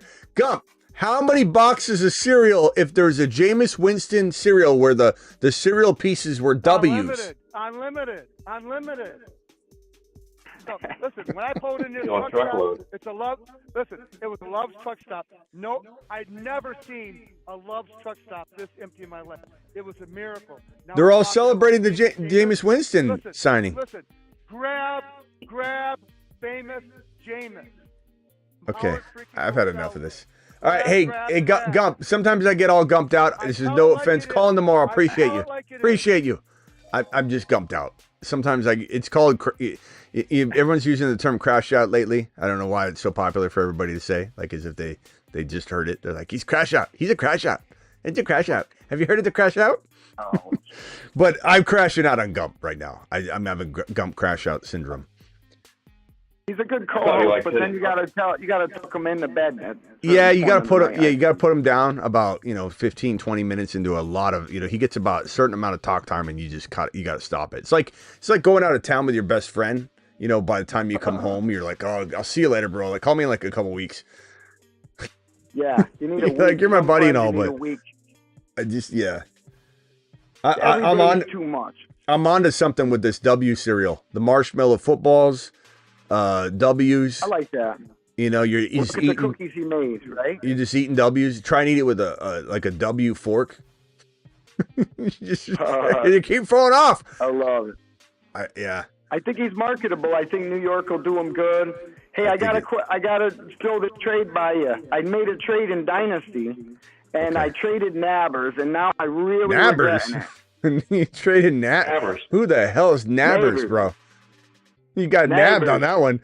You got nabbed on that one already. Nabber. Let me tell you what I got. Never heard that. It's a super flex. I got Breece Hall, Jackson Smith-Njigba, and Swift. Okay. And I traded Nabers and 2026 first. Okay. So Njigba ain't bad grab right now, like you said, Nabers. All right, what did you trade Nabers for? So I traded Nabers and a 26 first. I'm gonna hate this already. And I received Hall, Breece Hall, Jackson Smith-Njigba. Oh, that's what you got. DeAndre Swift. I think you got worked over, bro. I think he nabbed you. Yeah, I think at the time I looked value-wise like, oh, this is the highest I can go with Nabers. But now that he's got an adequate quarterback in, I see your point. Like, since he did so good with such bad quarterbacks, I can only imagine Nabers is going to be top 3 this year. Yeah. I think because you can't say his name right, you don't deserve to own him anyway. I don't deserve him on my team anyway. You don't deserve him, bro. I don't want you to have him. You're right. But I will say that, like, at the end of the day, Nabers, and if this is a late 2026, you could get more value out of Hall and JSN just because I love JSN could be a top 5, 7, 8 wide receiver. Hall could be a top 5 running back. I think Hall is going to bounce back big time. But at the end of the day in Dynasty, I wouldn't have given up this value. And I would have tried to trade like a 26 alone with something else to get Breece Hall and kept your Nabers value. You know what I mean? Like I would have went another direction after Hall, and I think you could have got it done. You could have got rid of a 2026, maybe even a 2026 and 2027 to get Breece Hall. I think that could have got you could have done that and kept him. But I think you got nabbed. Yeah, I got Breece Hall in a whole ton of leagues for pretty cheap because everybody was getting out on Breece Hall. I probably would have called it a day then. Why take on even more shares when you're not really diversifying your portfolio? Not to mention he's a running back, so his shelf life is a lot shorter. So you got maybe 2 or 3 years of them, and you know, Nabers, you know, he's got like 10 years, you know, more than 10 years. According to Gump, so does Winston. Yeah, I don't know. I think I really wasn't. You know, I used to be a Giants fan but I actually stopped watching them after they benched Eli for Geno. I kind of lost my taste for their team coaching decisions. Yeah, but that's a rookie mistake, though. You gotta outgrow that. That's you making a decision that's not about business, bro. You can't make decisions. Well, you know, I got to the point where now I'm really more fantasy's opened up my heart to really. I root for the players. You know, I like a few teams, but I'm with the culture. But you know, there's people that are fans of one team for life, and I got ultimate respect and family members who are that way too. You know. Yeah. All right, Wiley. Appreciate you, bro. Yeah. You know, at the end of the day, Travis, wouldn't you agree it's still a good haul that he got back? No pun intended. But it's not like... I mean, he got good players. Yeah, I wouldn't have done it, but... Like, you have to look at Nabers. Like, Nabers is essentially, in my eyes, worth as much as Chase right now. Yeah, he's the... Bro, I would take Nabers 1.1. Maybe I'm not saying, like you said it earlier, and it makes total sense. Yeah, but not just now. But before Winston. Winston's a redraft, you know, move. He's not even helping Nabers in Dynasty as much. Well, he is because he's helping him develop into a great player sophomore year. But, I mean, if Winston was never signed, their game plan was like probably Shedeur Sanders or Ward. You know, they trade up aggressively into the 1 or something. So this move shouldn't have changed anything in your mind, you know, because this has been up on my board. Nabers, a.k.a. Nabers, he's been up there as the wide receiver 1 dark horse for over a month. Bro, I just started watching like 2.5, 3 weeks ago. I gotta admit it, but that's why I'm hooked now, man. You guys are great. You know what? Your news came in before NFL.com. Word up, bro. I'm looking all over, and you got your NFL news before almost anybody else. I'm highly impressed. Well, I go live when news breaks, baby. So highly impressed. Before NFL.com, dude. I'm serious. Respect, bro. And you're real polite. You can bust someone's ass without being condescending like some people I've seen. So I really like what you're doing, bro. God bless you. That's debatable, but I appreciate you, and you'll. I only say that because some people think I'm a little too harsh on some of but I'm harsh on the takes. I'm trying to work. I'm working on myself. Okay, I'm trying not to be harsh on an individual. I'm going to be harsh on the take. So that's why I love your takes on Shanahan, man, and Lynch. My brother Travis is right beside me. He says it all the time. Like they lost the Super Bowl. He literally benched their defensive coordinator in the middle of the Super Bowl, right? And then Shanahan fired him. If you would demote him and make him OC, which he'd never allow, he'd leave, right? But then you have a shot. You know, you get a Vrabel in there as head coach and Shanahan's offensive coordinator. You got a championship. But problem is his ego is 10 times bigger than Vrabel himself. All right, we'll see you later, bro. Appreciate the compliments and get ready. If this is your first year and you just found the show, nobody goes live more than this show. In my opinion. I love it. No one has open phone lines. No one does all the stuff that we do on here. No one has the good production. I don't have a production team. Some of these, like CBS and the footballers and all these different, they have like 10 people working for them. Like I don't have anybody. I don't have a single person working for me. And I feel like we do more than all of them. Like, I don't. People are lazy, bro. They're lazy. Everybody's lazy. Dude, doing it live. Artist. Dude, I'm a musician and stuff too. You're an artist. You're a great creator. Because hey, if you're a musician, can you critique this song that I made? Okay, ready? Here I'm it is. I'm a rapper too, bro. I'm the greatest. Buckied. Bucky. Bucky. Oh, Bucky.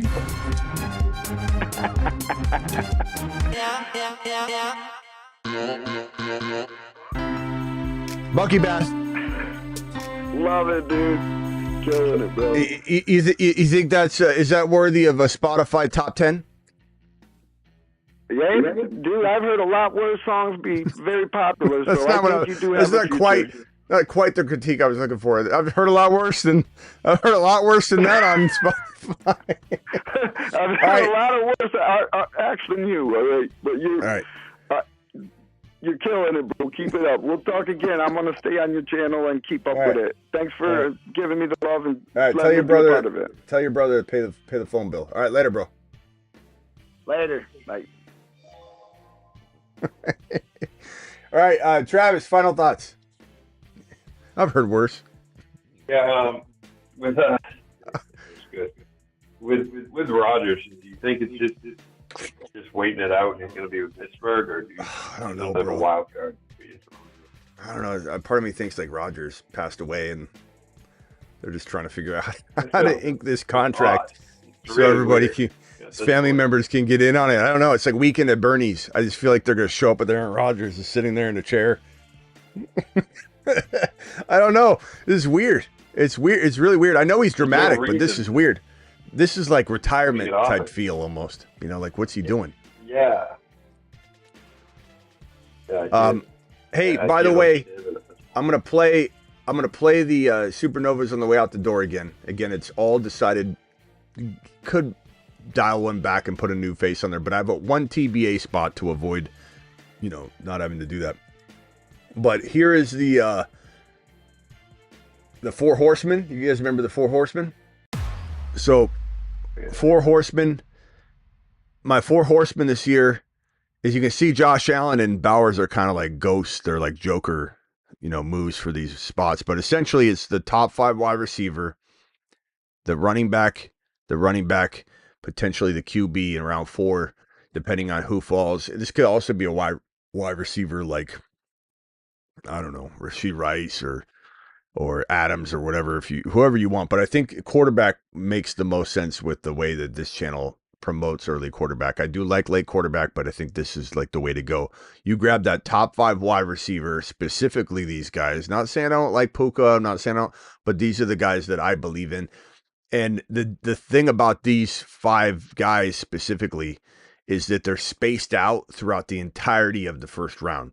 So you really can't miss one of them. You got Chase at the very top. You got JJ between the top and the middle. You have CeeDee Lamb dead center in the middle. You've got Malik Nabers below that. You got BT at the bottom. So you essentially have the formula how to get one of these wide receivers. They're spread out across the entire draft in the first round. The second round it's going to be RB. It's going to be Genty, Bucky, or Achane, and Bowers is a wild card alternative. Third round, it's preferably Kyren or Breece Hall, both falling to round 3, which is crazy right now. They're still there. Josh Allen's the wild card. Obviously, you go a different direction at QB over here and take an RB or something. James Cook can fall. There's other running backs you could take here. But this is the 4 horsemen for 2025. And then I have the tripod. The tripod strategy, inspired by pyramids in ancient Egypt, involves drafting running backs in rounds 1 and 2, followed by a quarterback in rounds 3 or 4, which can potentially turn the tripod into a quadpod. So this one is particularly close to my heart. Love the tripod. Love going quarterback like JD5 or Josh Allen. But you could also get this quarterback in round 4, as Kruger said. If you do that, if you get lucky enough that you get Joe Burrow, who's climbing into 4 now, by the way, or you get Jalen Hurts or JD5 slips, Josh Allen probably going to be the 3rd round guy, then you have that opportunity in the 3rd round to get that extra Kyron Williams or something. So you could potentially detour from this, but this is a tripod. Tripods traditionally go on RB, RB. So if you want to go RB, RB, robust running back, the tripod is where it's at. And especially this is helpful. Like JSN could be your number 1 wide receiver in round 3, and then you get your Burrow or Hurts in round 4. So that's the tripod. Then we had the double decker. The double decker, pronounced double decker in academic circles, is drafting wide receiver back to back in rounds 1 and 2, using these plethoras of players.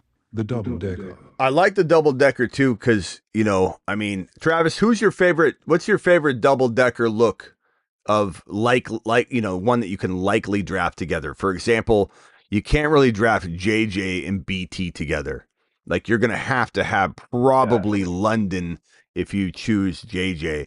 If you choose Nabers, you could maybe get Nabers in St. Brown, maybe get Nabers in BT. Like, what's your favorite double decker move? I was going to say, if I'm doing it this way, I wouldn't mind having, picks near the back of the 1st round, so I come back quick and I can do like a Neighbors in a London or a Neighbors in a St. Brown. I kind of like that combo. The thing I love about BT and Neighbors is just, they both could be top 5. Do that too, right? But you're not taking either one of them in the top 5 overall. Like they both could be top 5 wide receivers. One of them could be top 5 overall.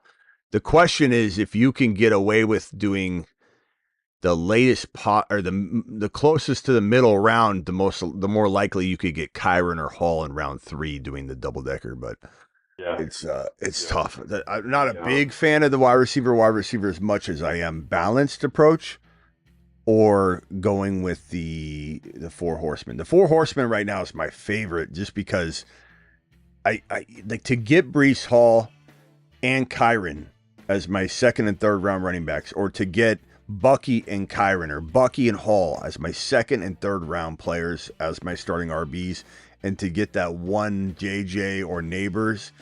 I haven't found a team I like better than the ones that begin that way. Whenever I begin that way, where I go Neighbors or CD Lamb in round 1. So here's the 4 horsemen one more time. You go Lamb or Neighbors, sometimes JJ in the middle to a little bit past the middle of round 1. You end up going Bucky, Genty, or Achan, and you end up getting Kyron or Breece Hall. If you can get Kyron or Breece Hall in the 3rd round, one of these running backs and one of these wide receivers, I don't think you'll feel better about your start than that team. You throw in JD5 and you're like, what am I looking at here? This looks like a cheat code. Absolute cheat code. Yeah, and the thing is too with that four horsemen, if that's what you want to do, and say those 5 guys get scooped up before you get a pick, the chances that a Bijan or a Gibbs is still there is pretty decent. Because that's 7 out of the first 12 picks or whatever. Good chance you're going to get either Bijan, Gibbs, or one of those top 5 wide receivers, and either way you can build off that really strong team. My question was, you mentioned like with the 4 horsemen, like potentially JSN being your wide receiver 1. Who else, in terms of wide receivers, would be available around there? For which one? You have to kind of which one was it? I guess it would be the tripod. I'm sorry. With the tripod, you mentioned JSN being your wide receiver 1. Who else could be the tripod? Okay, tripod. Let's go back to the tripod. The tripod strategy, inspired by pyramids in ancient Egypt, involves drafting running backs in rounds 1 and 2, followed by a quarterback in rounds 3 or 4, which can potentially turn the tripod into a quadpod. Pierce says a super chat. Hey Pierce, thank you for the $2 hauler. Would you take it at 1.3? It's gonna be Genty, and then it's gonna be probably Hampton,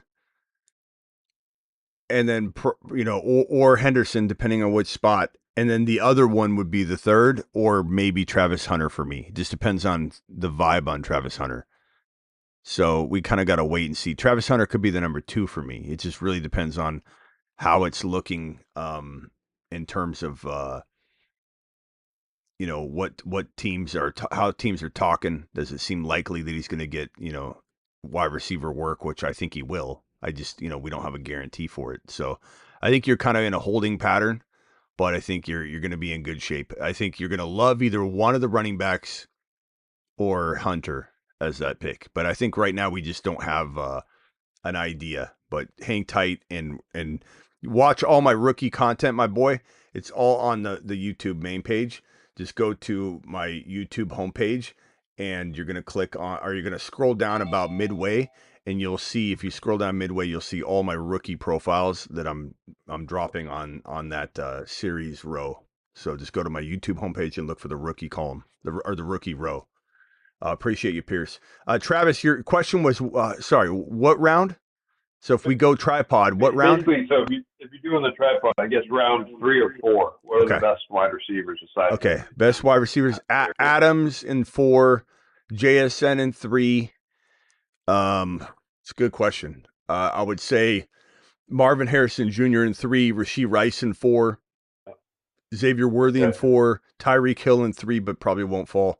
Debo in 5 is one to throw out just to make sure. Devontae Smith in 4, but I don't know if he'd even fall there. Garrett Wilson goes in the 3rd round sometimes, which is crazy. Yeah. So I would say Garrett Wilson might in that area. Who? DK, is he round 4? DK Metcalf. Yeah. If you need to, I would say back of 4, like almost like you're drafting 2 5th rounders, like at that point, right? Cool. Like if you have Debo and DK as your, like if you go Gibbs, Gibbs, Kyron, and JD5. Gibbs, Kyron, or Josh Allen.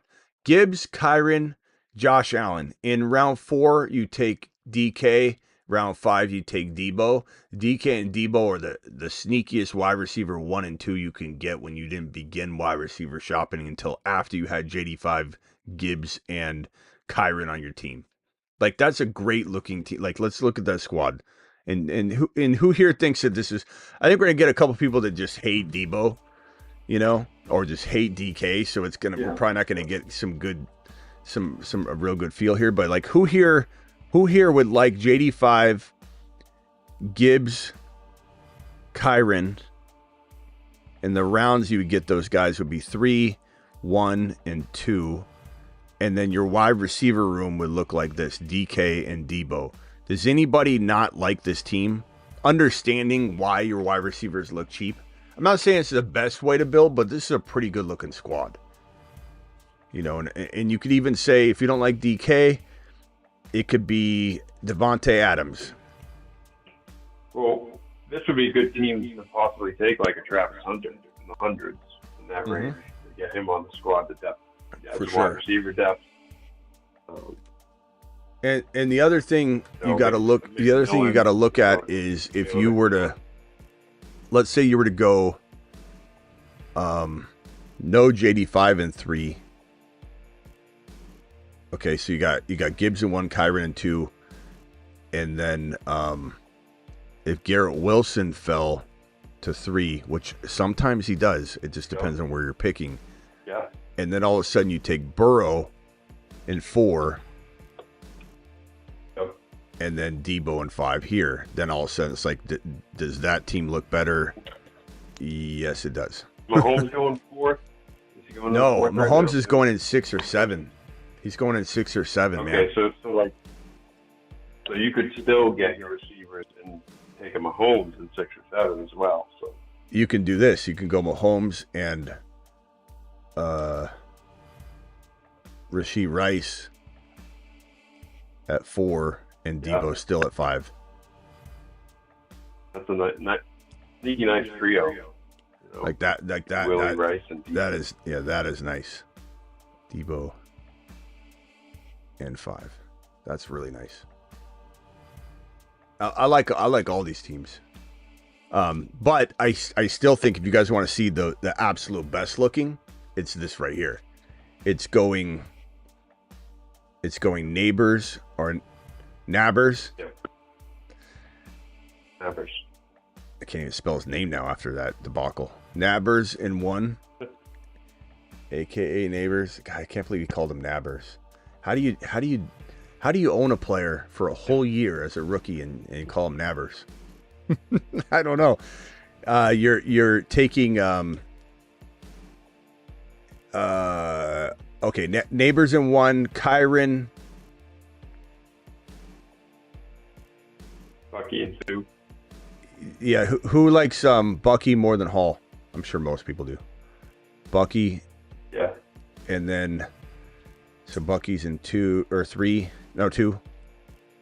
Kyron's in 3, which is 2. Unbelievable value. And then instead of like a Burrow, which I like in 4, you go Mahomes in 6 or 7. So now you've got a 4th rounder and a 5th rounder. And in this situation, you're getting in the 4th round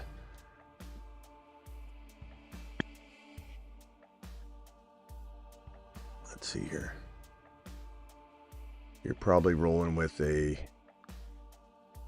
Marvin Harrison Jr. potentially, but he oftentimes can go in the 3-4 turn.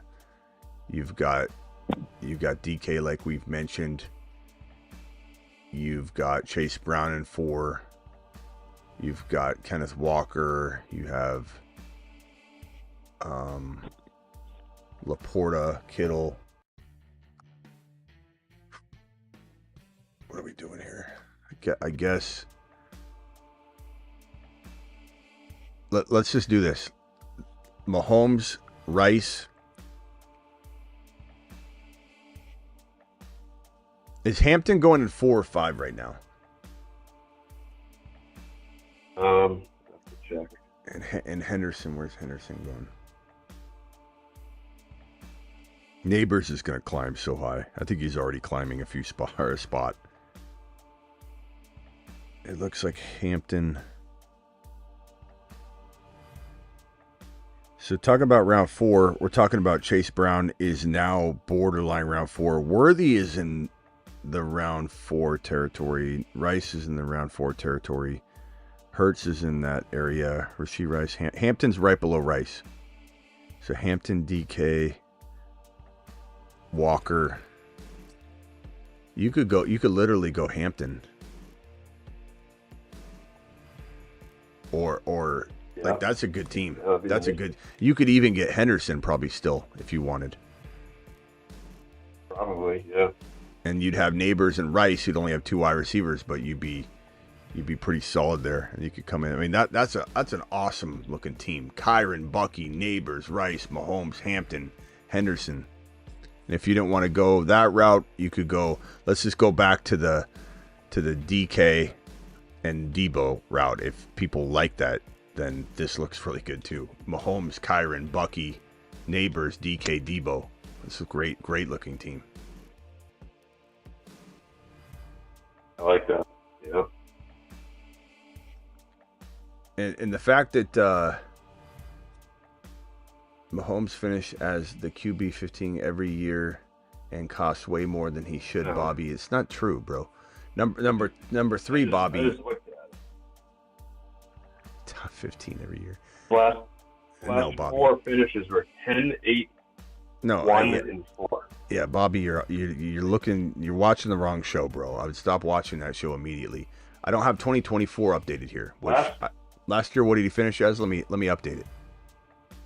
He was the QB 10 last year. Yeah, he's never been outside the QB 10, so you couldn't be further from the truth, Bobby.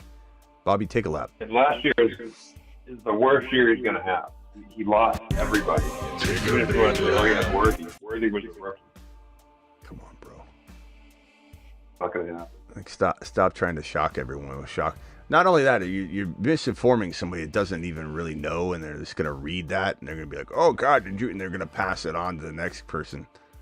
Like, talk about fake news, bro.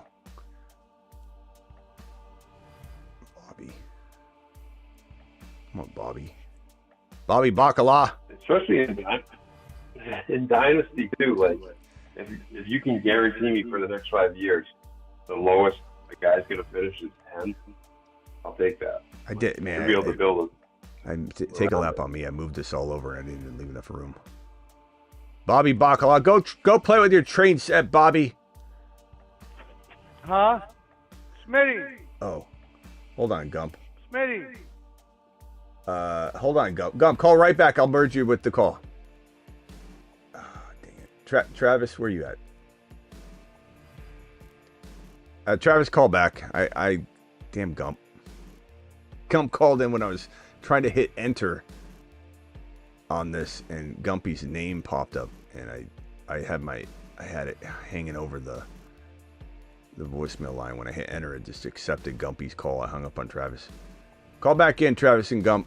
And Gump, real quickly, bro. I can only take so much Gump tonight. You're in a whole nother level tonight. Where's what's his face? Did he come back? Bobby, you haven't replied yet to your fake news comment.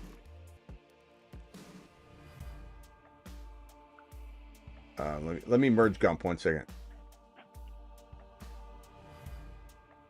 All right, go ahead real quick, Gump. I just want to say something. You really missed it.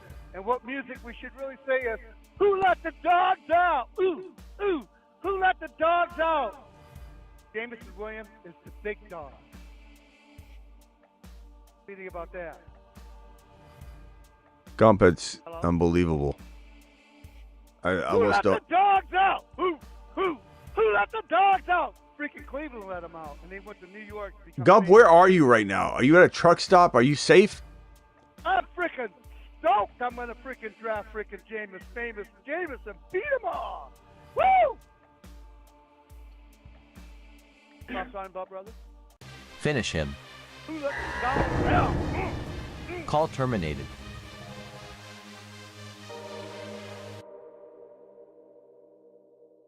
On another level. He's on one tonight, man.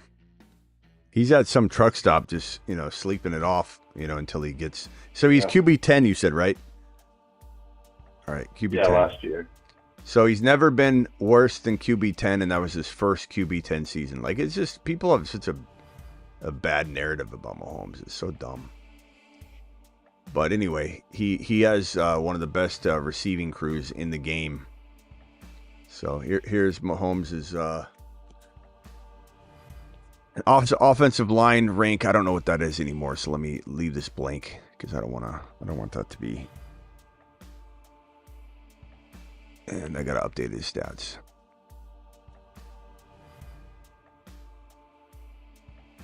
His ADP now is 6th round.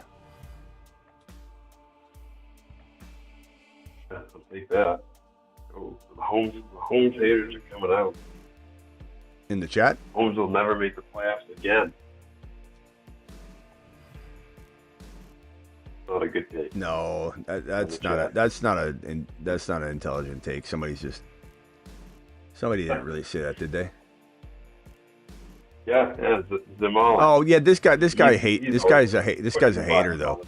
Yeah, Zai Malik right. is a hater. Yeah, all he does is post hater comments. Button pusher. Yeah.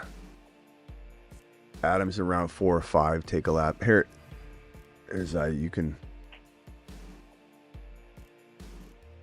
Oh, sorry. In one league, Mahomes is QB 11, so I've been corrected. Yeah. Imagine not knowing that Adams is going around 4 right now. Come on, Zai. You're not. You take some time to think about it. Go do a draft.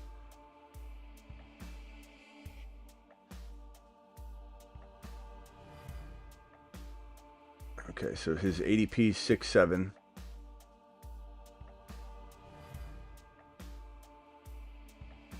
And let me get rid of this. So this is Mahomes' like player page, and I don't want to. I'm going to get rid of everything that's no longer accurate. Okay, I'll cook up a new profile for him.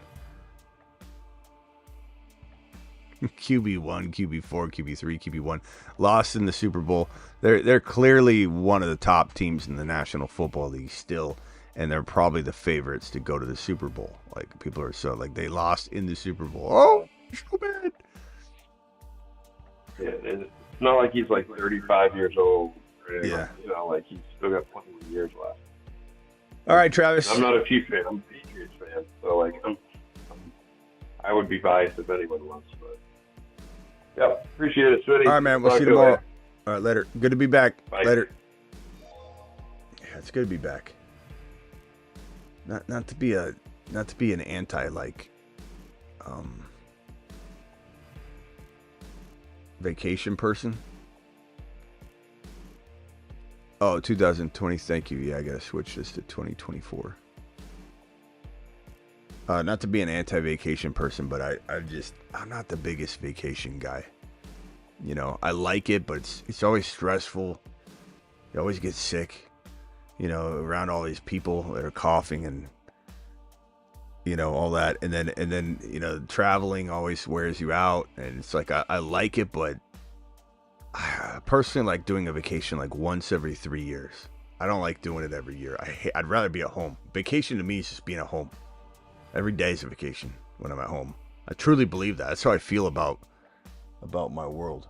Is I feel like I'm on vacation just by being at home.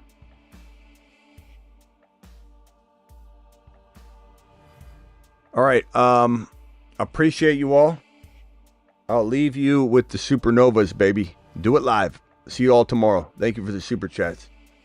There are handfuls of Saturn, Mars, and Moon men, but only 8 can be supernovas. I give you the 8 best picks in fantasy football. They are the 8 supernovas. They are the 8 supernovas.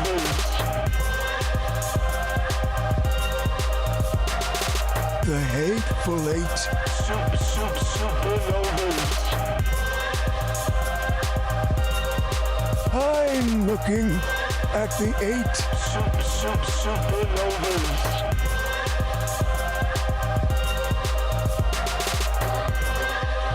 The magnificent 8.